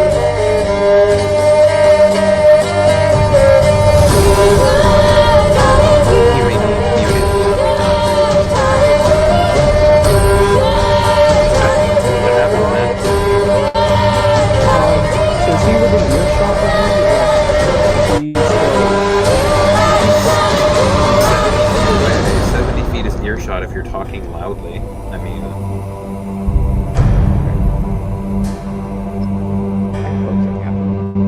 yeah. Yes, do so. Put more bodies between me and the thing that's close enough? Right. That's a move. What else you got? Yell up. Lucy, what do you want?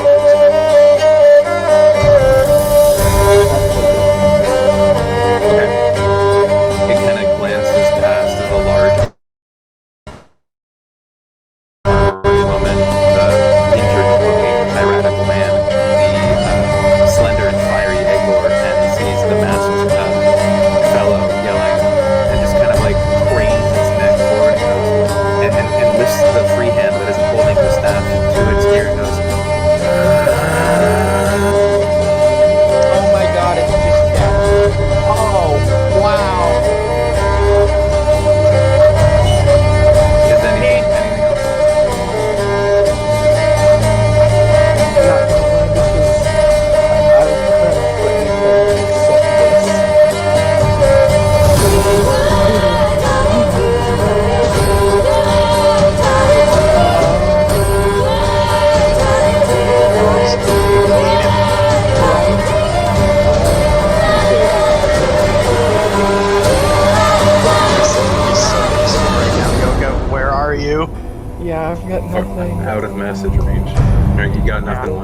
message range. Alright. Yeah, I'm out. I'm getting sending. So, we go now to the strange-looking dead guy's turn, and he kind of glances past all of you down that alley again, glances back to each of you in turn, the ones that have tried to speak to him or attack him in some way, and we'll see him kind of like raise his free hand again, make a quick gesture and rune in front of his face in the air. You see the slight glowing purplish blue contrails light up and then fade and disappear.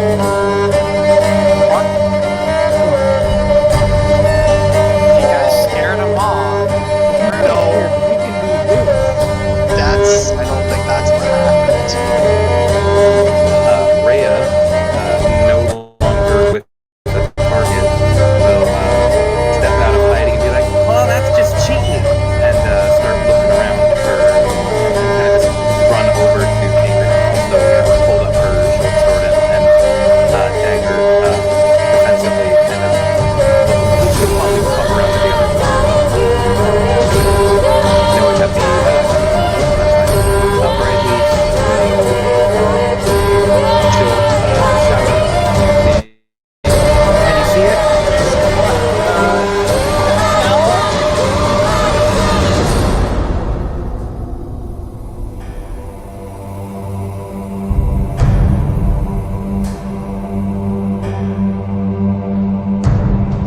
It's not down the alley. Oh shit.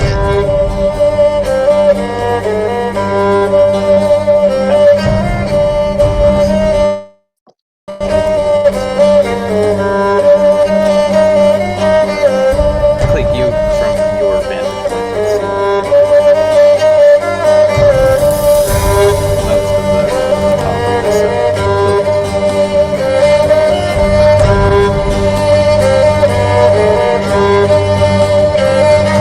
Alright, and so Brightleaf is just ready in the back.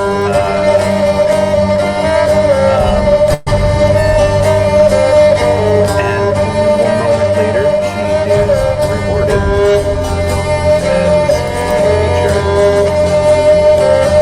from behind this obstruction runs into view and then out of view as it disappears down the street and into the distance. So she's gonna roll for it.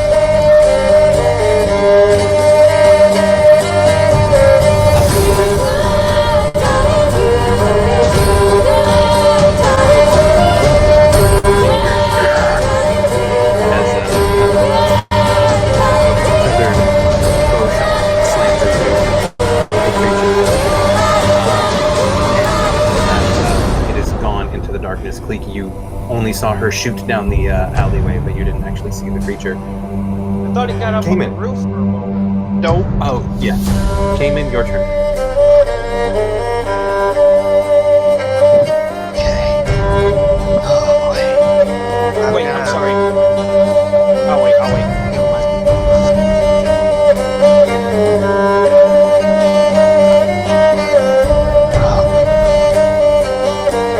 I'm gonna try.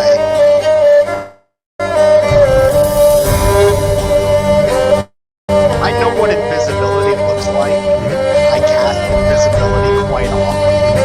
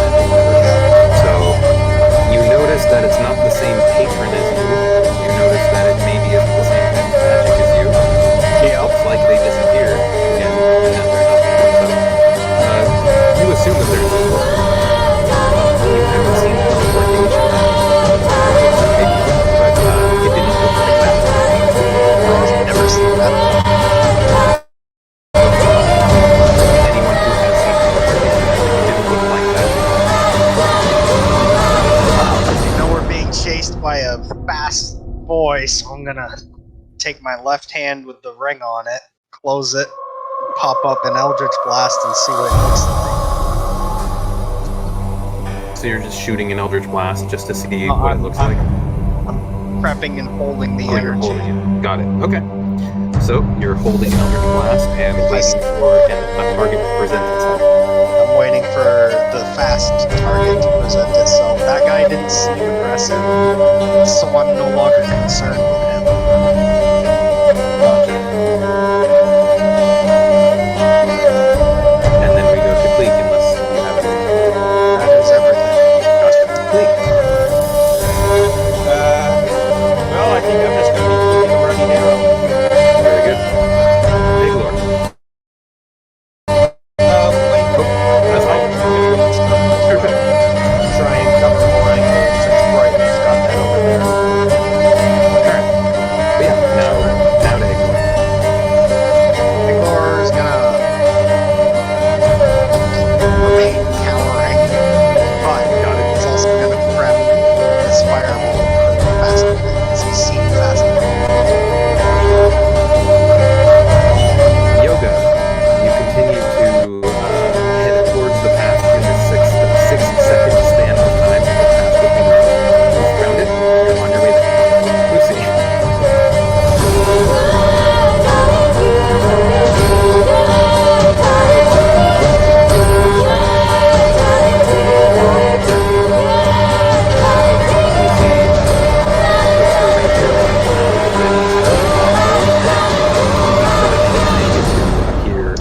Ready to be shot at. Same thing to appear in your sort of looking thing.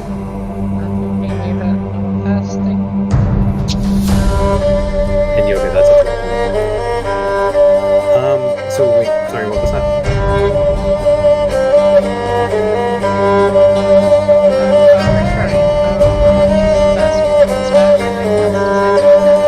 Gotcha. Perfect. So the squad has kind of grouped up and is looking out in all directions with attacks ready.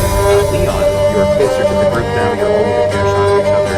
Brightly now the off person now on the side. Yoga, the very loud. I'm also 100 feet up. I'm actually the farthest. If you fall, you're fine.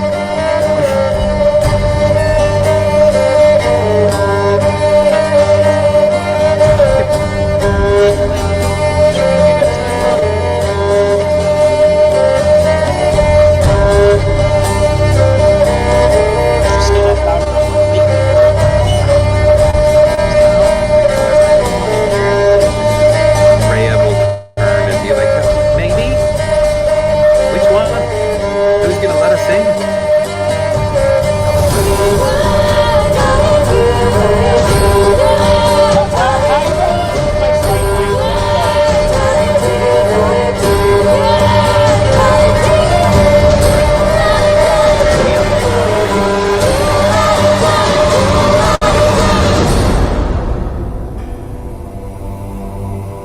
We cannot hear you, Leon, if you were talking. Probably muted again. I couldn't hear you. Oh, I get you. Yeah, no, I'm sorry to hear that. For sure. So I'm going to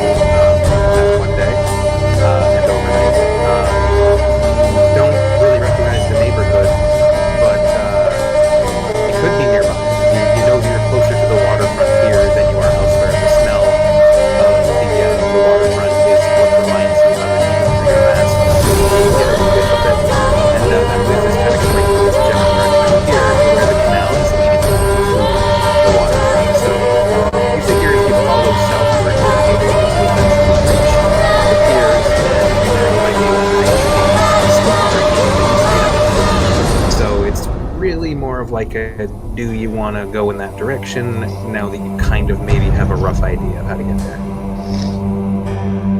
We need to get moving. Does anybody remember where the inn is? Maybe we can shack it up. I'm gonna look for it.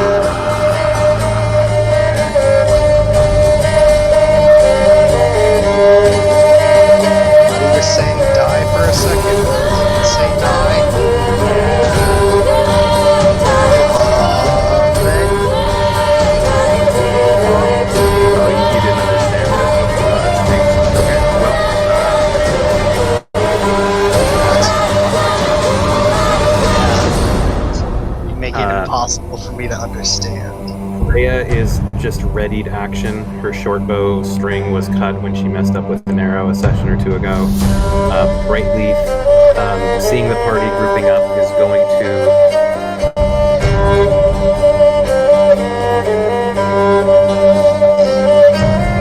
head towards the party with her bow ready, kind of aiming back behind her.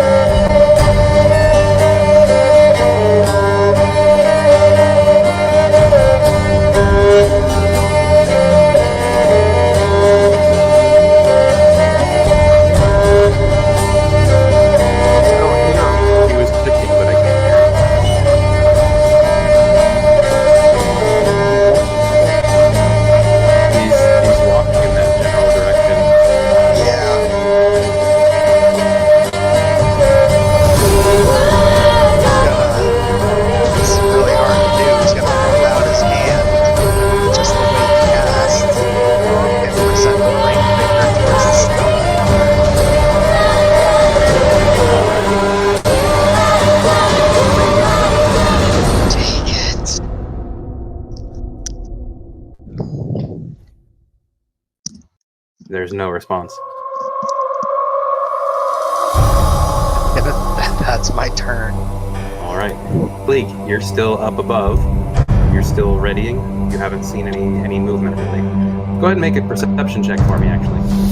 Is this going to cause my action? No, this is general. All right. With that, you sense movement in the northeast corner. And with that perception check, what kind of area is this? Does this just seem residential? Or does this seem to be shop? These are some shops right here. As you kind of glance around, this one looks to be some sort of mail facility. This one over here seems to be an inn. You're not sure what this looks like. Maybe a storage facility.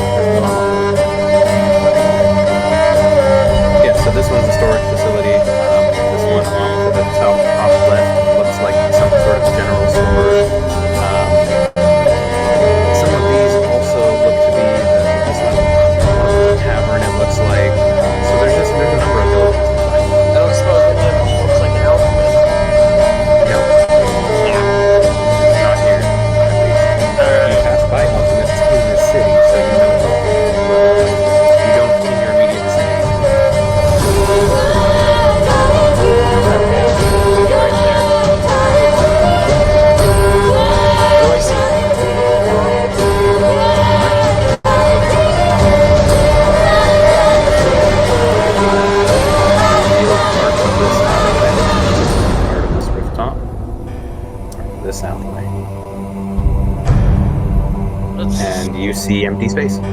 Oh, yeah, no, this is also just a terrace area. Okay, well, I'm gonna ready my bow. If I see it, I'm gonna shoot it. And I'm gonna try a sharpshooter shot this time. I'm gonna establish that now. That's fine. Totally fine. It's my turn. Alright, big lord. We're gonna take up the space that was left by Cayman and keep his firebolt ready for Mr. Fast. Yoga, you continue to head towards the trail and you'll probably hit it very soon. Lucy.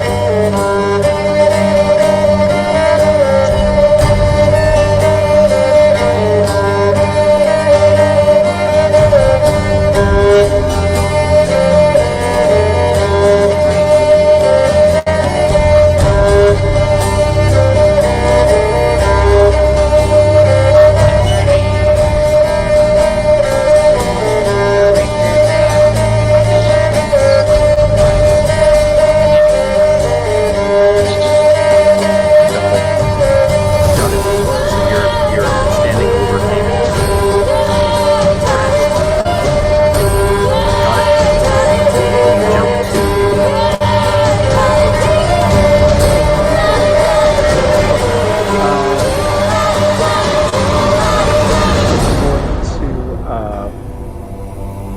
I'm going to walk around Rhea, and I'm going to. You can walk through her space as she's an elf. And I'm going to see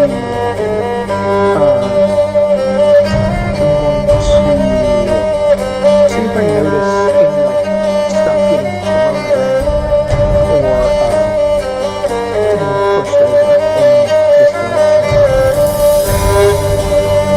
Okay, so you're looking for anything that might be happening over there that's like hidden or. Yeah, like anything getting shambled around or thrown around. Go ahead and roll. Would this be perception or investigation? Maybe perception, I I think. think so too. Yeah. Go ahead and roll perception check. Okay, with that, you sense that after the noise that the voice made from this general area, that it seems to be moving towards the staircase area. How tall? You know what? That's a good time to mention. How tall is this staircase? How high up is it? Because I may not be 100 feet high over this. Imagine this goes up.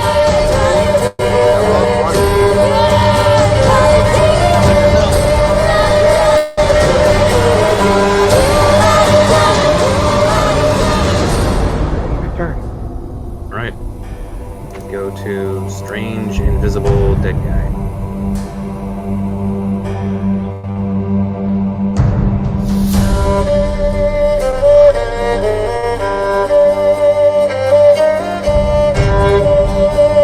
Alright. And with that, it's Rhea's turn. She's gonna just look around and not have anything other to do than sitting and waiting. Rightly is going to continue to move towards the right. And is now next to Rhea. Cleek.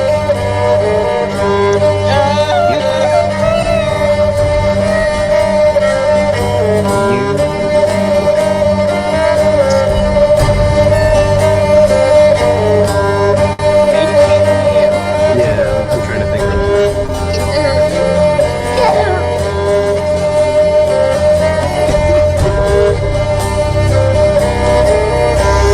I will say, I do genuinely commend you for always finding to terrify me with these combats, regardless of the fact that quote unquote safe in the air. yes. Really great. It's very fun. Yeah, wait till So Cleek, you see briefly across this roof the creature, the bluish gray one, Okay. Yeah, there. You see the creature scramble across the rooftop very quickly, and you are able to In take what a direction? shot at it. Oh, okay. It's from What here direction is it going? over it, and then down into this alleyway here. Okay. Well, I will take my shot. I'm doing sharpshooter, so -5. 12. That will miss. No hit. It will tear a hole in the roof of the storage container. The thing was sneaking, and you just managed to see it, I guess. What's Egglor's passive? Everyone's passive first. Howler is 13, Cayman is 13, but Cayman's trying to get May I take trying to a get chance to shout out that I saw it? It's gone now. They will see you shoot, maybe. You shot at something, is what the assumption is. But after the shot goes and you call out, you hear a breaking glass.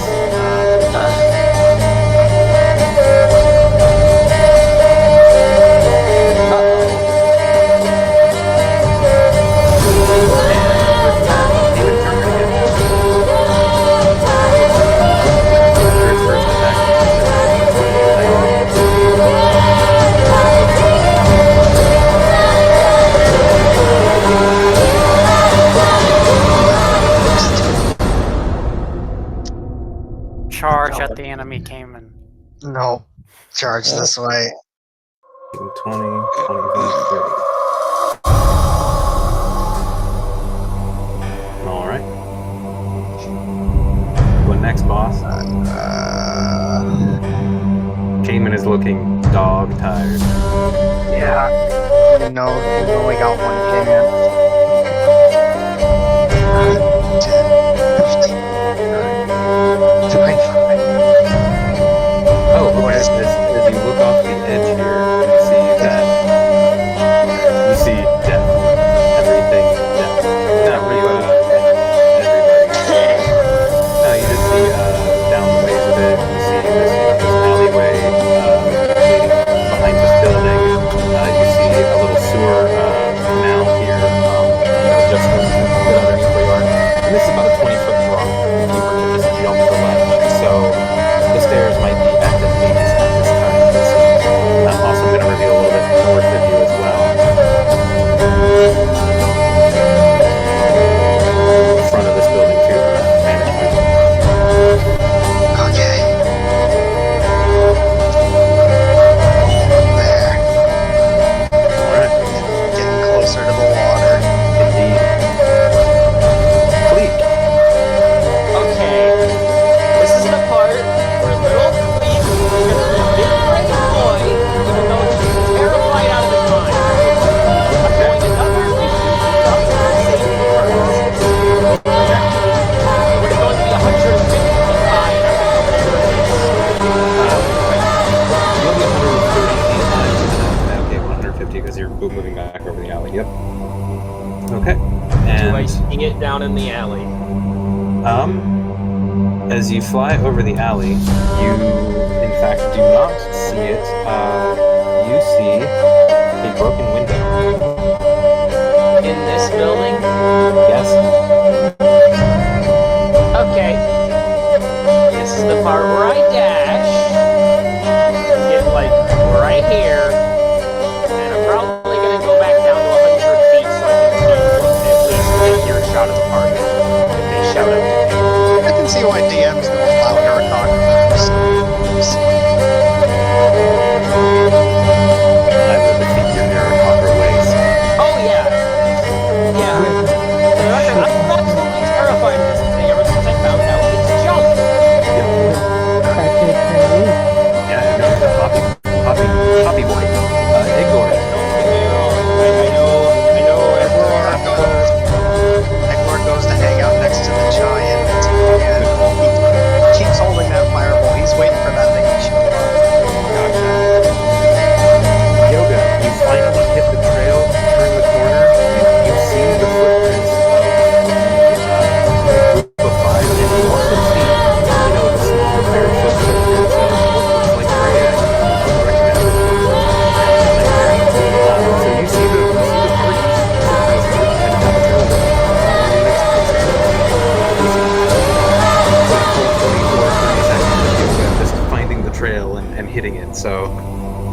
Means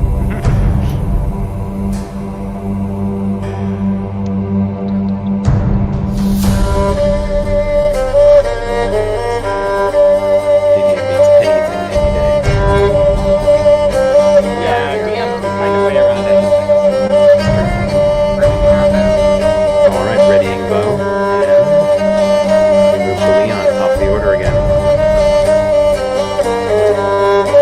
Alright. So, did Quick didn't say anything about Oh, no, we heard it. You all heard the broken glass.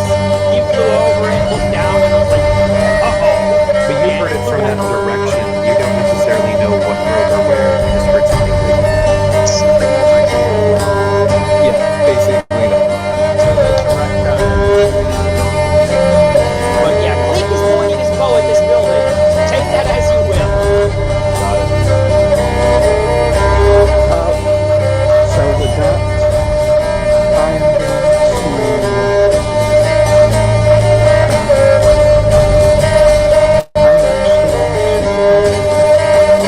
All right, are you holding anything?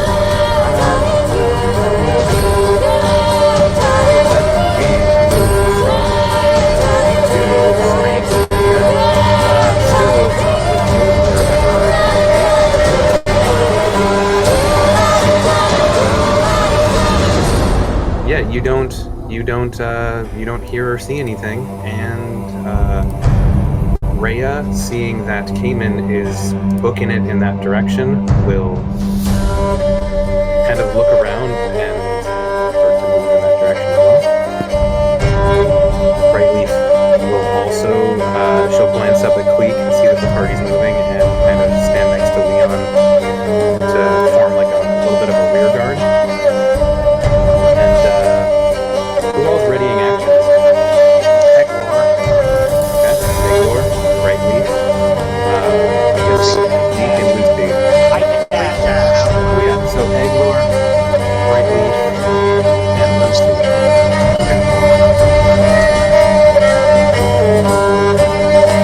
There is a shatter of wood as the creature bursts out of the front door.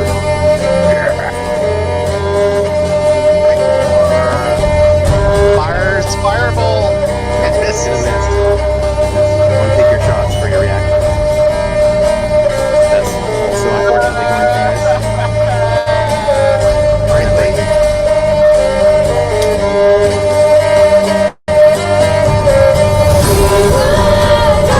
That will be a hit.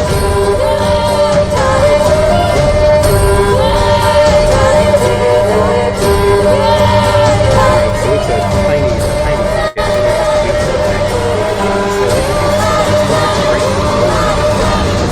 I didn't roll a strength check because it's strong enough that I don't think it needed to.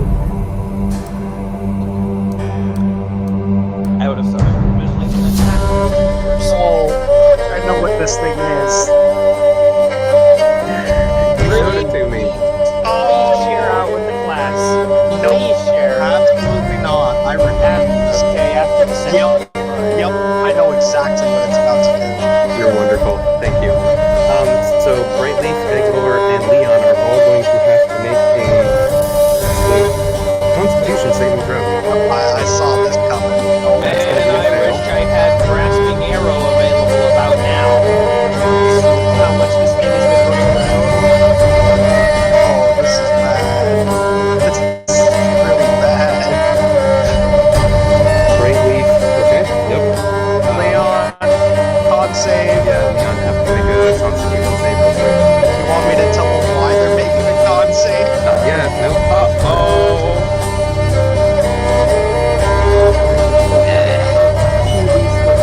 Slow connections. Ooh, well you pass. You definitely showed it off. So roll though. I don't know what Hector's is. Wow. Okay.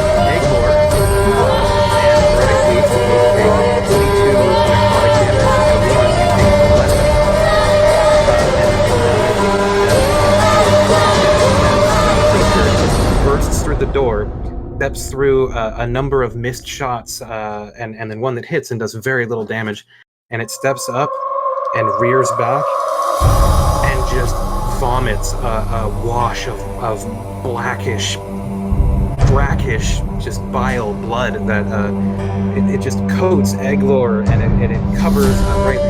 Leon, you managed to get away with some of it, but it still gets you, and you can feel the necrosis kind of seeping into your skin even as it begins to cover you. And you feel the natural healing energies of your body start to like wear down and slow down a little bit. So yeah, none of you can heal for 1 minute, and that's its attack for the turn. Multi-attack special abilities count as the whole action. Yep, they do. Alright, so Kaden, it's your turn. I just want to say for right now, do we all want to take a quick break to plan?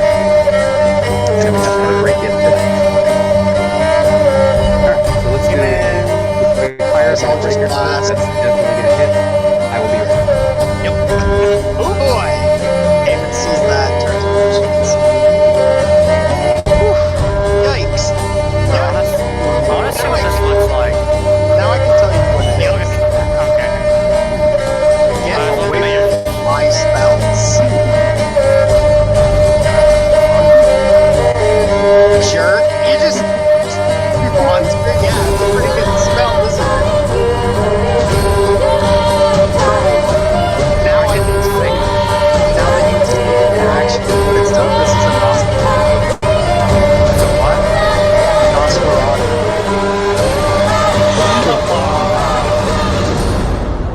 What's that? From Van Richten's.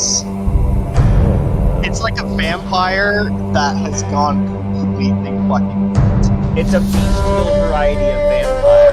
When a It's a vampire spawn loses itself to thirst for blood. When a vampire doesn't feed for long enough, this is what happens. They completely lose it. So, Lucy, you have something to look forward to if you don't feed. That would be you. Oh, holy Jesus! Oh, I know that's a homebrew mage. That's the only mage I see on it. It's Van Richten's. I can bring Yeah, up. okay. But I'm Yeah. not. Yeah, I'm gonna. Alright, that was a 13 force damage.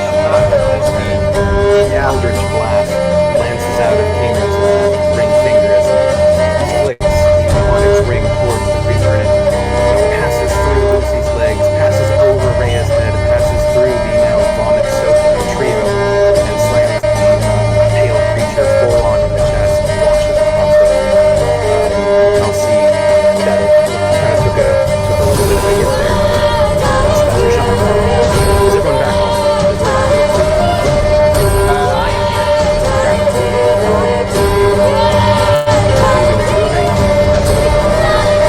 Oh no, he's staying right there.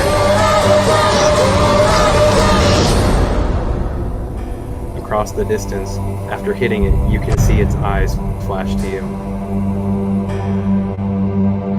Riley, you couldn't let when Grid That's funny. No worries. They Please. now know what it is. I do? am going They know the name. again. Shooty shoot. Sharpshooter. I wish I had arcane shot. But that's a 22 to hit. That's gonna hit. 21 piercing. Got it.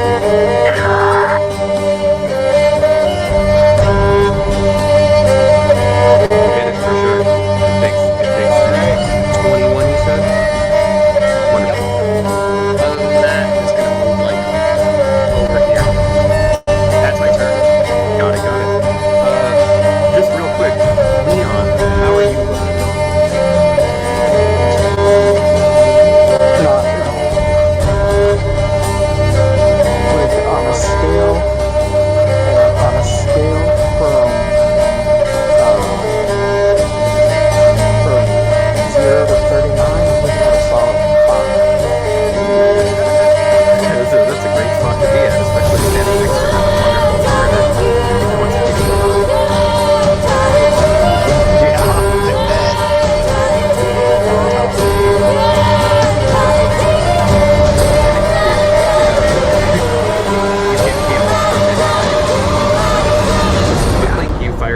not, then we're moving to Eglor.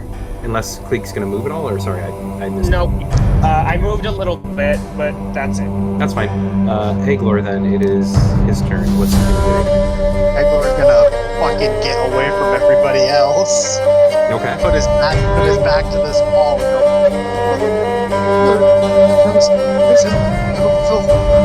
go, and then he fucking magically vanishes into thin air and what does he carry? A lamp? You know what? I'm looking at his life, and it says that he was at a 9 before, so he would actually have gone down. Oh, no. I marked that. Oh, okay, so that's where he's at now. Okay, good, thank you. Because I don't know I can't track his hit points in D&D Beyond. That's So fine. I don't know. I'll assume that he was at the full of the 22. Yep. So that's totally fine. Yeah, he is where he is. Alright, now what does he carry? What does he carry for an object? He has the pact of atonement, so he has like that The genie thing. Oh, Is it it's a lantern, right? yeah, it's the genie ring. Is he Alright. pulling himself into it? Fucking right. Lantern is it's like Alright, so Eglor just noped out the lantern, so I'm going to there. He's in his There's a little like Aladdin lamp sitting there. Yoga, Yep. you continue to head down the trail. You feel confident that you're going in the right direction. I feel so bad that we can't go even more, but you are so far away. No, that's fair. Okay. Lucy, are you back yet? No. Possibly not. Alright. we should probably fire her bow at it. You know, I would think so. At this point, probably moving forward wouldn't even be enough to get close to it. 35, 40, 45, somewhere in there. So moving forward, welcome back. It's all you. Eglor vanished. Eglor he- fucking vanished. He noped out. He got puked on, he took some serious damage, and went, nope. He's gone.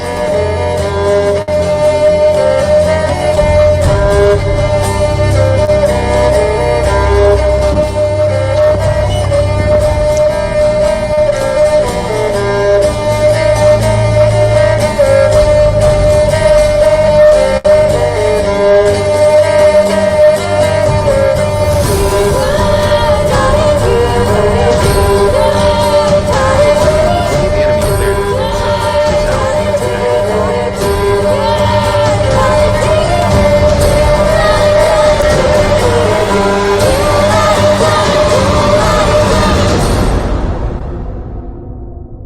Yeah, we're just gonna go ahead and move here.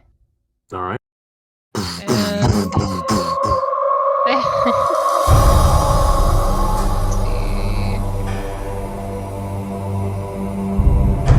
do I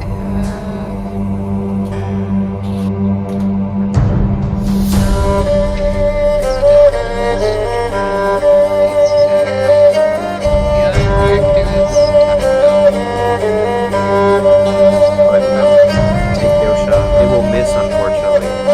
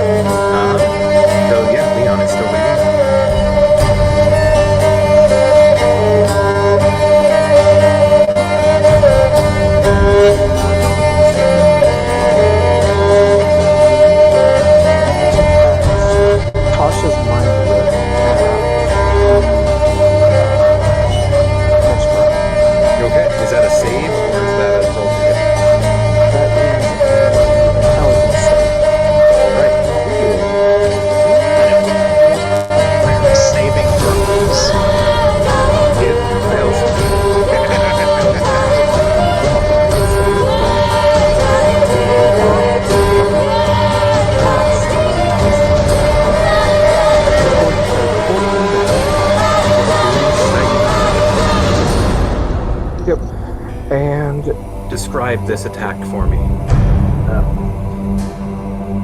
I'm going to quickly use the ebony staff that I got from Cayman earlier. I'm going to swoosh it around and have a bright purple lash slide out from the top of it, and I'm going to crack it over the vampire's head, and it's going to Does that kill it, or No. Alright. Now it can't take reactions for its next turn, and on its next turn it must choose whether to move as an action or weapon attack. Yes. It only gets one, not three. Excellent. And then I'm going to quickly There you go. Wait a minute. So we can only move action or bonus action one of those. That's amazing. There it is. Go ahead. that is my Alrighty. All of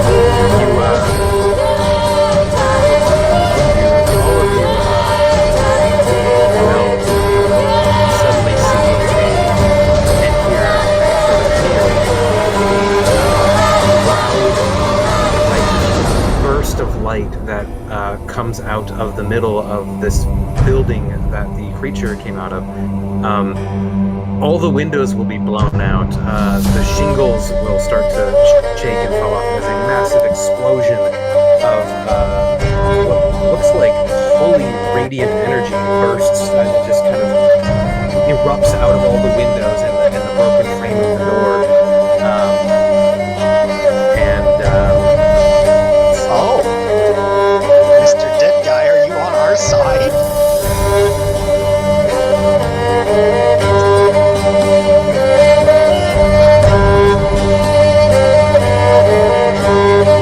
Checks out over. Nope. And that is that. Rhea will. This creature and however just vomited on everyone will kind of be stepping back and also moving towards Cayman. She doesn't have anything else really. Brightleaf just got vomited on and is looking rough. So she is also going to put space between herself and the creature.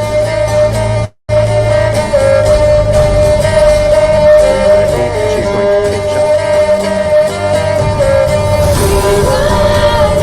And that is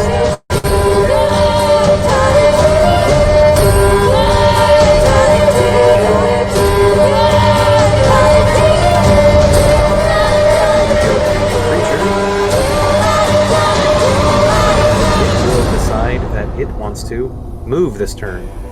So it will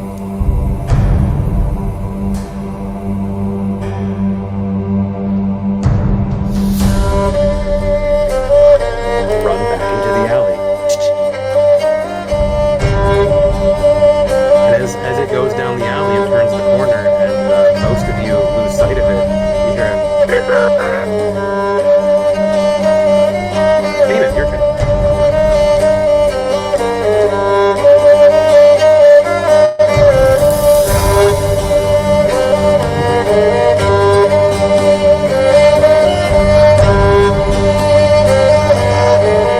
Cayman's got a whole Eldritch Blast. I saw all that.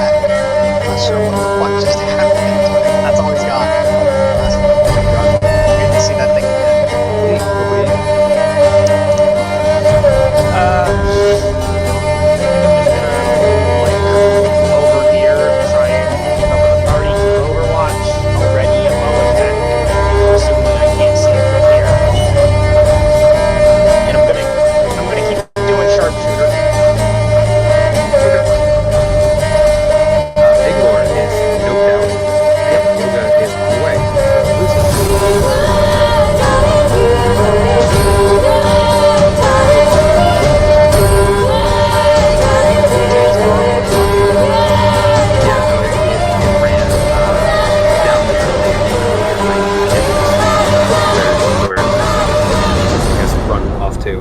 you did see it run down that way, and it wasn't moving quite as fast as normal because it couldn't sprint.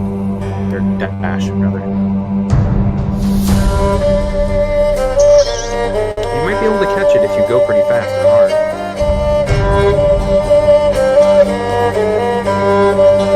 What else is left? Oh, the thing, probably, the peaked area with that little spire thing, that thing's probably 30 feet up. Second story. Right there, probably like 10 feet. Climb on top of it, it's like an 8. Yeah, so you can walk up that. There's no check you can climb up there. You are now standing on top of this building. You're a little ways up. From that, you can actually see from that vantage point. You can see this guy standing facing into this little crook that you can't see with this so you can't see at that angle, but this guy is looking in that direction. That's your move. You still have an action. Yeah, you still have a move, probably.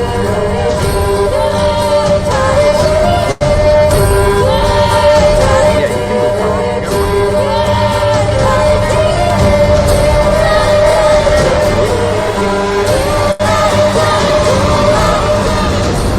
No, the angle is still such that you can't see what the guy's looking at, but you have a much better vantage point of the guy. Like, if you wanted to take a shot, it's a free and open shot. And just gonna hold the attack. All right. Everyone, you see Lucy, still in large form, run and kind of like just walk up this building, and now is standing on the kind of frame of the side here and sighting down her bow into that alleyway where the creature ran off. Leon, over to you. So, I believe 5, yes. I'm gonna look over him right now. So, they still up the grabs? She looks over. She looks pretty hurt, but she looks over at you, and you look ragged, and she kind of like through the mucky blood that's still over her, just kind of nods.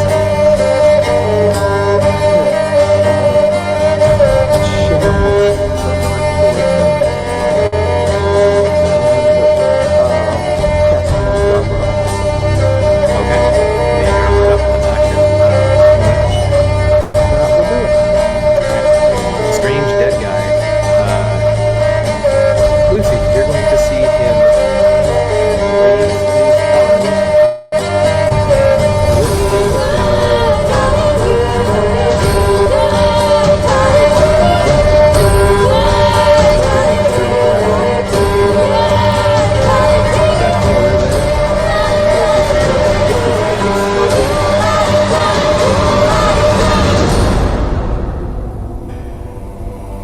you'll see a trio of darts flash out of his hand and impact something out of sight.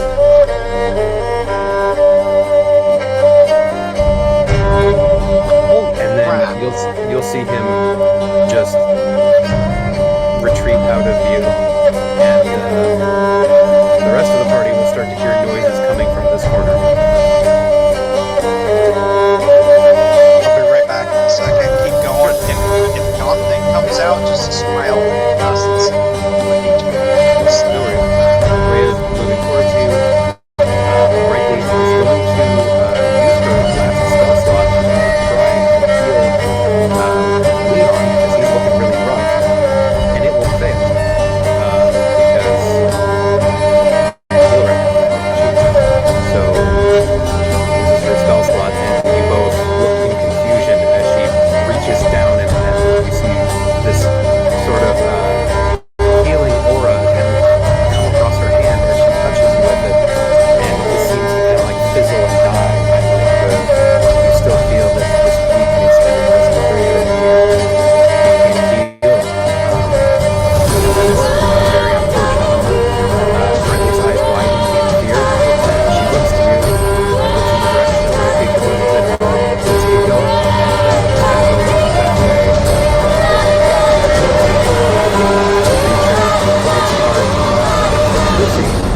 see it move into view as it steps out of that crook and moves around the corner. So do you want to take your shot? Alright, go ahead and take your shot. Oh my god.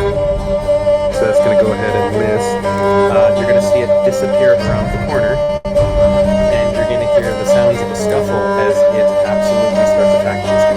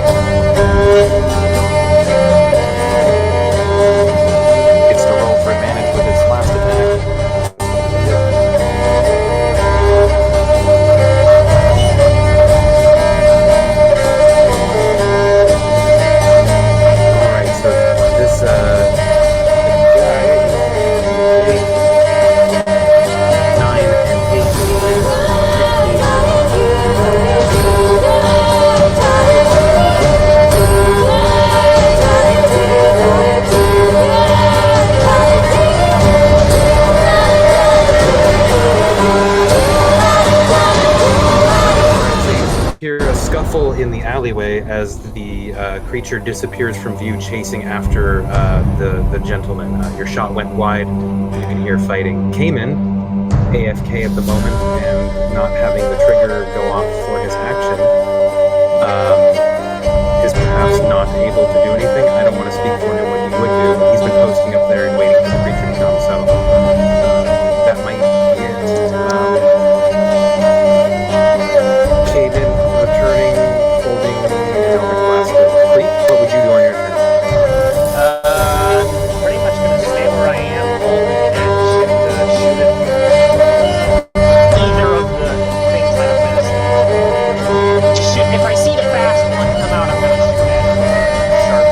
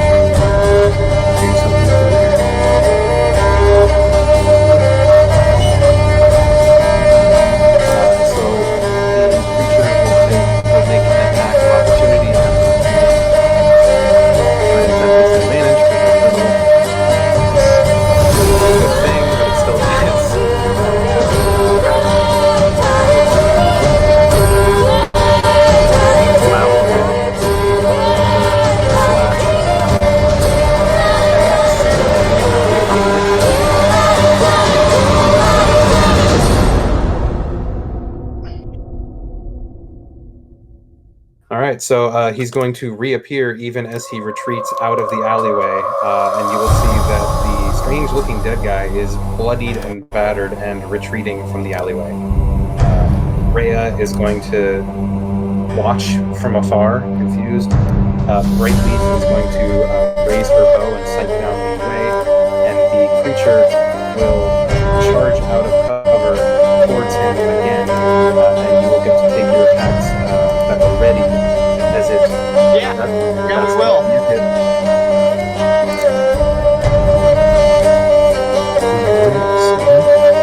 That's going to be a 16 as a hit.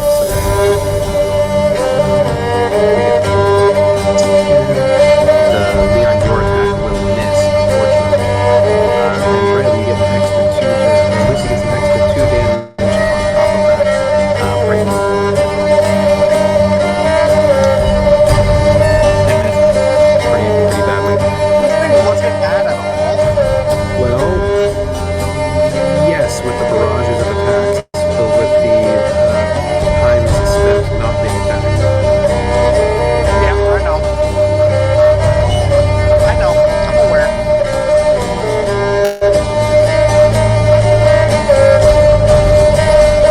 It's looking pretty rough.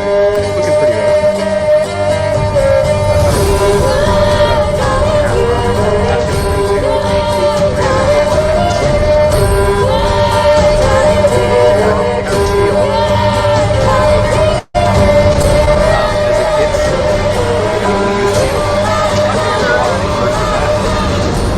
it will not block the second attack, but it was enough to not getting hit by. Oh wait, they came out into the open. I didn't fire my shot. I'm sorry. Oh yeah, fire your. You said sharpshooter on it. Right? You did. Yep, you did. That'll be a hit. Oh, 23. 20 damage to the Nosferatu. Yeah, it's looking really hurt as that arrow hits into it, but even so, I'm gonna roll for the first damage and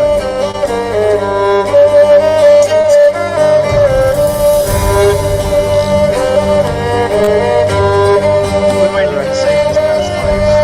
Sorry,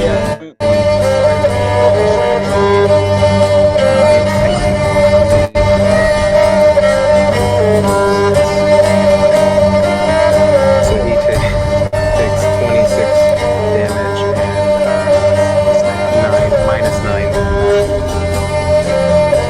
Does he go down? I need to find out. 38 damage. Yeah, no, it's pretty bad. So let me go ahead and do that.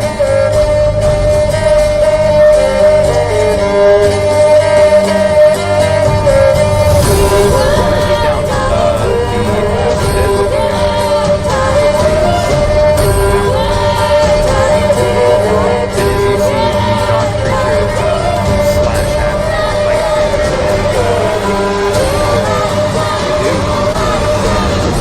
and he's bleeding out on the ground. It's looking pretty horrible for him.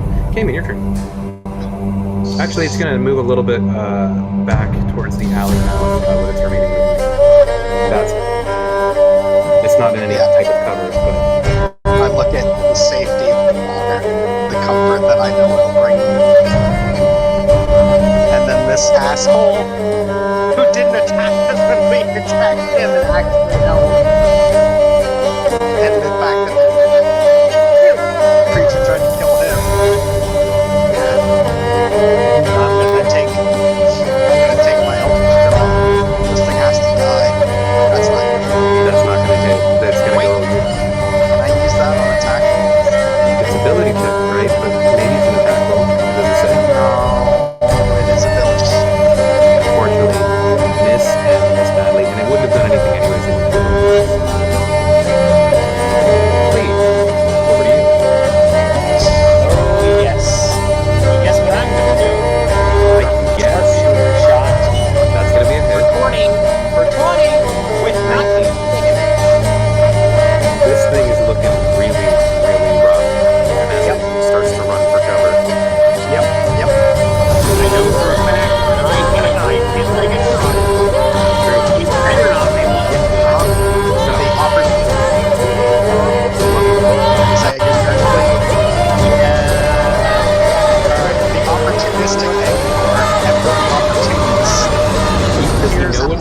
outside? He can see and hear everything. Okay, then yes. So the opportunistic Egglor, ever the opportunist, leaps out of his lamp and fires a fireball. Fucking misses! It goes overhead and in fact lights this awning on fire.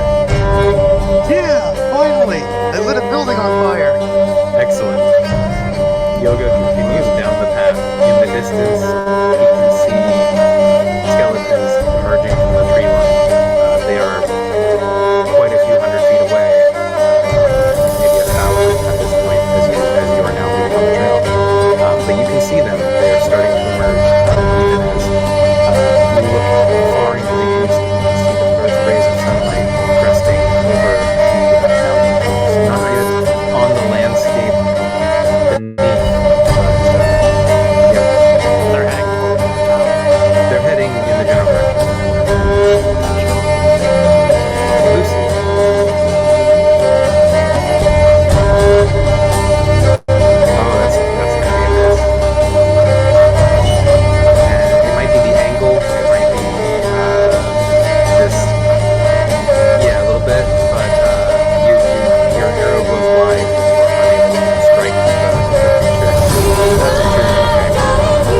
Leon.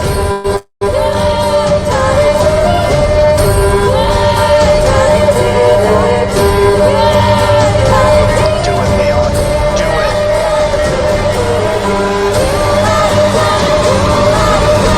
I know what you're gonna You're do. 110 feet. What do you got? What do you got? You can chill touch this bastard. Yeah, let's chill touch this time around. Go ahead. Roll to hit. Oh, please hit. Please hit. Ooh. Yes! That's a hit. Finally! It's not you. Yep. That is You raise. Go ahead and flavor your attack as you shoot out your spectral hand to slap up this mouse frosting.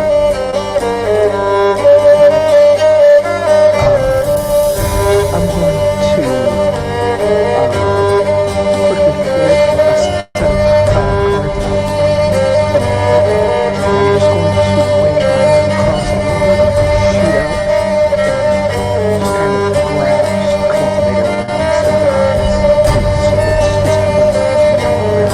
Nice. So as the hand shoots out of the cards across quite a bit of intervening space, it grabs the creature's head, and you can see the spectral fingers digging into the eye sockets, and the creature seems enraged as whatever foul powers are animating and regenerating its corpse shudder to a violent stop, and you can see it dripping black blood from wounds, and where you had seen them heal here and there. I think oddly enough, you found this creature out of you and their arrows in the sun, so you have a bit of a moment of realization all of you. You see this thing stop healing. It is now been healing every single moment since it found you and chased you. Yep. So those arrows, keep counting them. That's your attack for the turn. Any movement or bonus attack? No action? If you have meta magic, quicken spell, you can do that again. I do not have magic. Very well. Then we will go to Strange Dead Guy, who at the beginning of his turn will roll a death save, and it will be successful. Yes. Rhea will, seeing Kane move up, stand next to and a little in front of you. Brightleaf will also step to the other side and take a shot at the creature.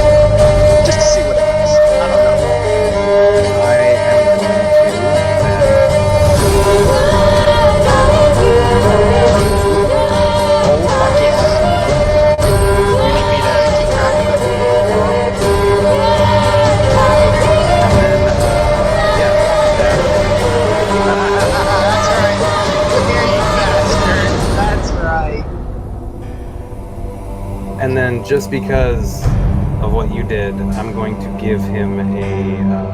Hold on. Go ahead. I plan to close that distance. Okay. He won't have to come any closer.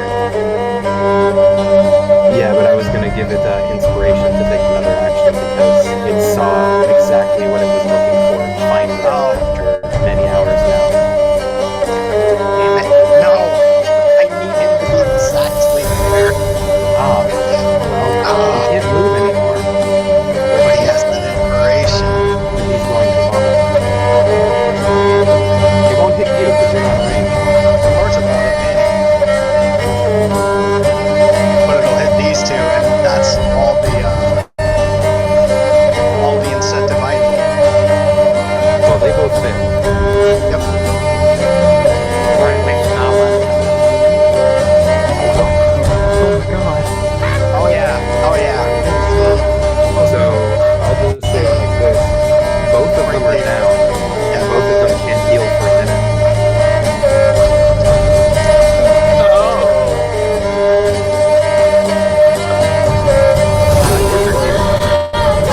The creature looks like there's nothing left. It is unraveled before your eyes. The fact that it can no longer generate, it looks like this desiccated husk of a creature stands before you, kind of like half falling apart as your turn begins, Cayman. Teleports behind you. Nothing personal, kid. Oh, fuck off. And it has to take a strength save. Yep. Finish him. It's taking half of that regardless. It fails. It takes 12 points of tentacular ripping at its body. How do you know it? I'm gonna circle around it, draw its attention towards me, put my hand right over its mouth, and then the arms of Hadar become the arms inside this thing's stomach, and it just bursts out of its mouth. So all of you see, and you said you teleported behind him? I walked behind. Okay, so you see as this creature walks up and just unleashes a torrent of bloody vomit on Rhea and Rightleaf, knocking them both down. Put my hand in it. Cayman rushes through the fading welter of gore, slides behind the creature, puts its hand over its mouth. Nothing personal, kid. And you see spectral tentacles and arms of Hadar burst out of the Nosferatu's chest and stomach, and a welter of black bile and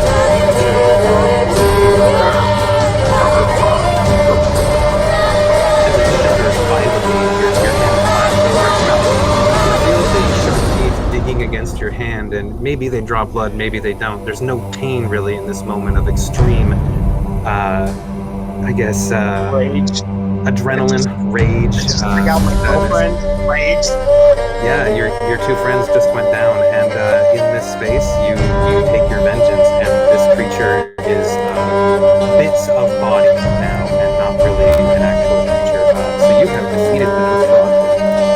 And with that, actually, it'll as it shudders and dies, a few things happen.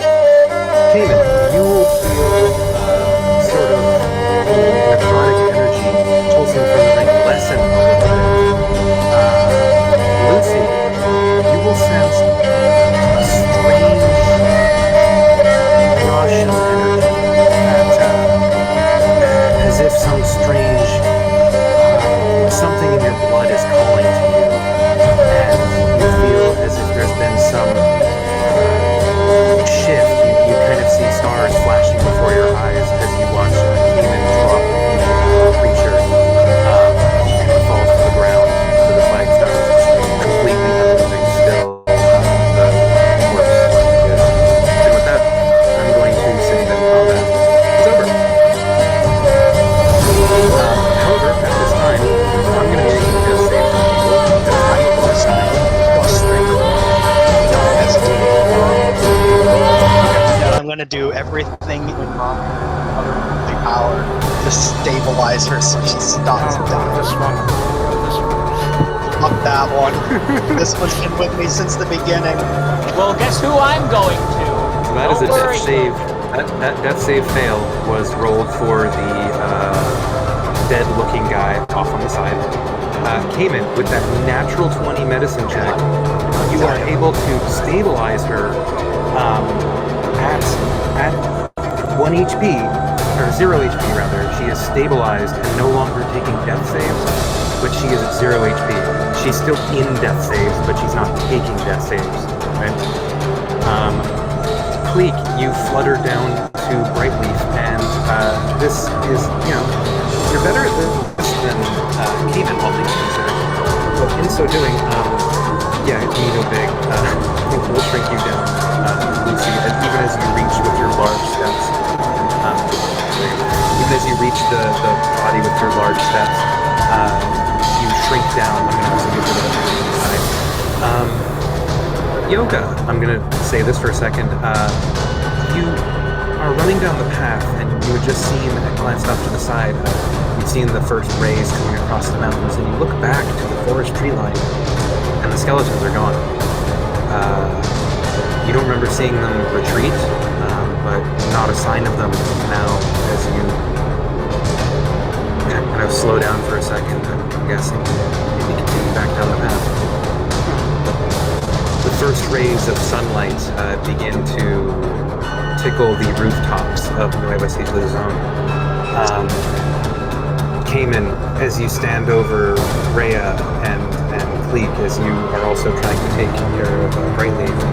Lucy, as you attend to the injured and dying, strange zombie-looking man, you all can feel a little bit of warmth slowly come over you as the sun peeks over the horizon and washes you all in bright dawnlight.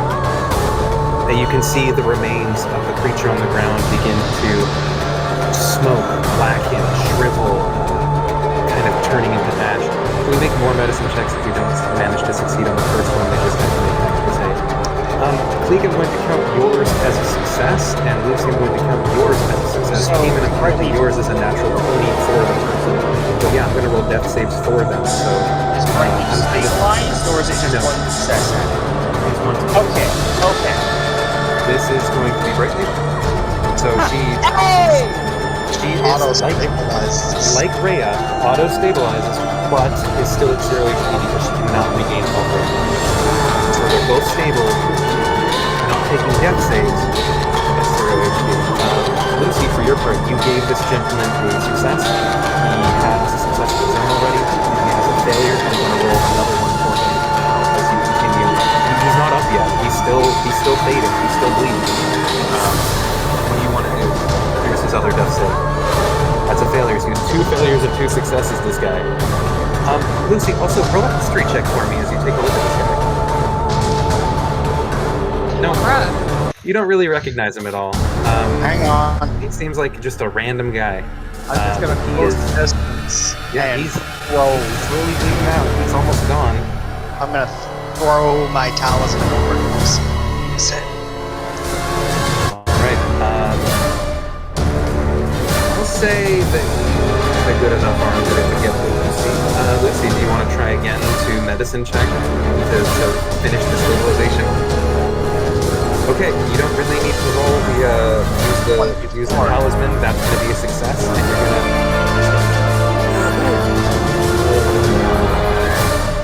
His eyes are hazy for a second, and he looks over to you with one eye, and then the other as they kind of widen. He looks to either side. He's on the ground on his back, kind of covered in blood. The dude looks kind of like a zombie. He's got huge bags under his eyes. Skin is like kind of sallow and saggy. Eyes are bloodshot. But for all of that, now that you're closer and looking at him, he looks human. He looks like he actually is alive. Maybe not dead or anything like that at all. And as he's laying there, you know you're like chest compression, you look at him through his eyes, and you see him just hold up a hand to you, like in a kind of placating stop gesture, and just unex all of this up again. he's going to reach into his robes and pull out a small icon that you would recognize as being an icon of the Inquisition. And he'll say, "Peace."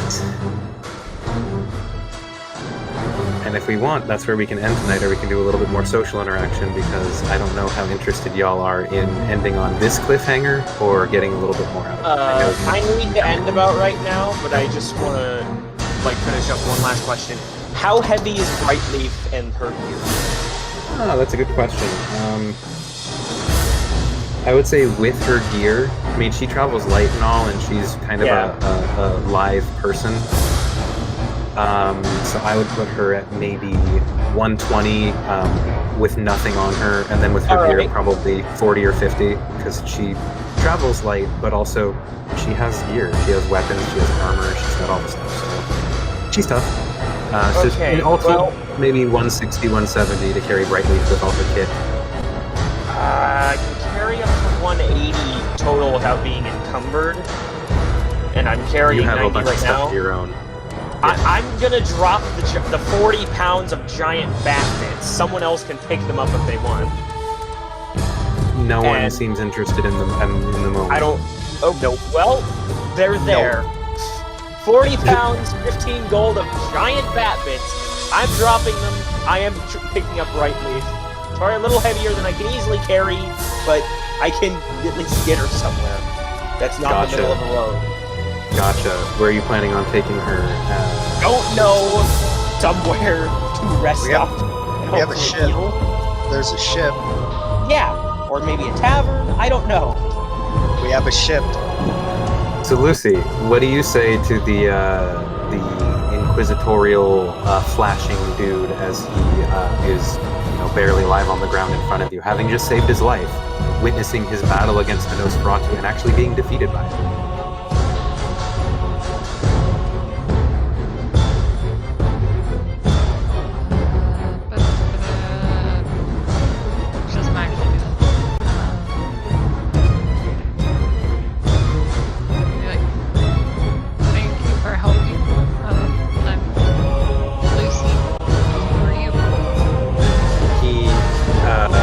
Look at you and squint for a second and go, "You, Lucy. Oh." And then he'll glance to either side as Eglor and Cayman walk up. "And you?" I'm Eglor.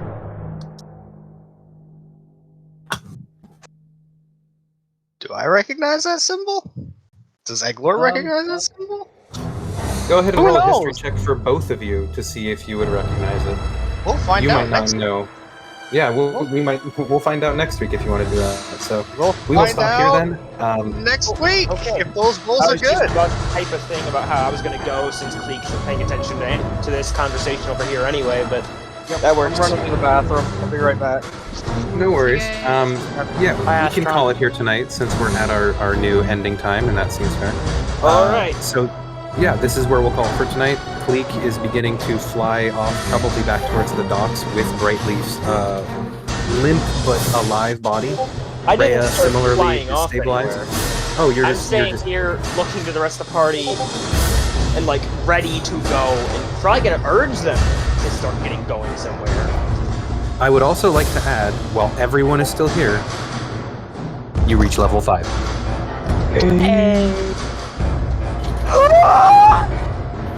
My apologies for holding it back for so long. This fight would have ended a lot quicker if you all had multi-attack and your cantrips were stronger. And so, for the style of fight that it was, you just needed to have a power sting a little bit lower. But now you've earned it, and with level 5 comes some new things that I think all of you will find helpful and advantageous. You fool! Yoga's just walking around and is like, hey, I think I've learned 2 things. Yeah? What does Yoga feel like he learned? The spellbook is suddenly kind of glow, and he's gonna recognize two of the spells he suddenly wasn't able to recognize before. I'm gonna So be Yoga. taking Phantom Steed so I can have movement when I need it. I love it. So Yoga, yeah, as you walk down the path, having now the sun shining on your face, it's felt like, honestly, a month's time, even though it's only been, a day since it was sunrise, and you head into the, Luzon mausoleum at about noon in a foggy day. But it actually has been about a month's time in real life, so there you go. But yeah, it's felt like a long time, and so as you walk down the path, you just kind of feeling a little bit at peace now that the skeletons have disappeared. You serenely pull out your book and begin reading through it, and you're like, oh yeah, what? I can. Right. So excellent. You learn some spells. Yeah, everyone, you're up to level 5. Next session, just to prime you for it, we're probably going to spend a little bit of time doing your this is how you get to level 5 stuff, and exploring and explaining that a little bit. You'll have some stuff that you need to do socially, possibly some rewards to gather, possibly some debriefings to be done. Just some stuff. I have it planned out, but this battle was pretty cool and took some time. Oh So. yeah. Yay. Oh, that was. Oh, Well, you know thank you what? all, everyone. Uh, You are now level 5. If you want to roll for your HP, please roll in the regular party chat stuff, like dice rolls in the War and Peace chat, and so I can see them. If you want to take fixed, that's fine too. I don't care. Is that just a roll, Yoga? That's a 4. You got your 4. I have 2 things, DM. Yep. Firstly, just know that my power has grown immensely with 2 attacks per turn. Second Yes. of all, how many arrows can I retrieve? Actually, wait, no, I'm not even bothering with arrows. I'm not getting any. Yeah. No. A bunch of them were fired like Yeah, I know many that. hundreds and thousands of feet away. So of this area, I was thinking, you can probably retrieve about 3 or 4, Thing all is, told. Some broke, I'm not some. retrieving any. I'm being greedy and not Yeah, taking yeah, them mechanical this time, but purposes. level 6 I'll get Whatever. flaming arrows to cast on one of the many people who can shoot arrows. I know it's pretty Honestly, amazing. Cleek, I wouldn't hold your breath. You're gonna be up in the air and the range is touch. Yeah, but I'm just saying, let Cleek know anytime, He'd be very happy. But at the same time, yeah, you're probably more likely to get it on the right way. Yeah. Plus, No, it's- she's got the it's close okay, man. quarters. Came and we're level 5. What? Yeah, we're level 5 now. You leveled up to level 5.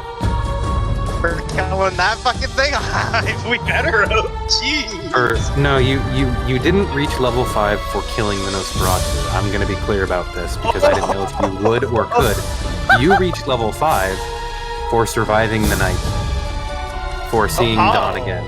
So what you're saying is, if we hadn't survived the night, Well, then you don't get to level 5 for sure. But yeah. it's more, if you hadn't killed it, but you had reached dawn, you still would have gotten to level 5. Remember, getting experience means evading or otherwise overcoming obstacles, not necessarily killing everything you see. So, oh yeah. it's one of those things where if you survived, that was what was success. And that's where you are. So that's really cool. Boys Y'all and barely girls, survived. Ladies and gentlemen, I have a +10 to hit. There are too many goddamn invocations, and I don't know which one I want. Well, you have a week to decide. We will meet once more on the 21st of September. But yeah, I had a lot of fun. Great session, everyone. Yoga, in the intervening time, you will eventually come to the party and find them. In fact, the party, as they're in this square here, we'll address this, but crowds are starting to gather around you. Let's have Most- Yoga meet them next session. Yeah, definitely. We'll do that next session. I'm just saying in general, as you're heading into town, you'll meet them eventually because you'll find that there are crowds gathering and everyone Yeah. who's here, I feel crowds are like gathering it'll around be, you. like, Ooh, if a More crowd than a starts couple to gather, minutes though, like Cleek's- after Cleek's probably this out is of taken here. course. It's I've one of been, those like, things where the loud screaming, fighting sounds, and explosion of a building turn some heads and raised attentions. But yeah, no, that was. We got 2 new spells, boys. I know, right? I was super happy to be able to finally Look. let you guys get to level 5 because that lets me be a lot more confident in what I can throw at you reasonably without killing everyone, because even this Nosferatu, being conservative, trying to keep it alive, sneak attack, hit and run, it was very close to death at a couple points and it needed to flee, so the monsters know what they're doing, but when you taunted it, ooh, you pissed it off. It was... Good. Good. It That was worked. exactly the plan. Get the worked. fuck over here so I can finish your ass off. It totally But worked. now, You now got the we have... you got the killing blow on the Nosferatu. That was the final boss of this arc. Oh, that was the Vampire Lord? No, I'm just... Did I say that? Nope. There you But go. I'm hoping it was. This arc, this small arc. You thought this dude with the zombie face was the Vampire Lord. Yes, I really did. But I was like, wait a minute. He's not Lucy's the attacking. vampire lord. As Lucy, Egglor, and Cayman step up, and I'm gonna repeat this next session, so it's not really an issue, but you can all chew on it a little bit. He's going to raise his symbol that neither Egglor nor Cayman recognize and say, You say I don't recognize it. Questioner. Give me my talisman. God. Oh. Did he say questioner? Yes, he said something really cool. Yes. And that's where we end it.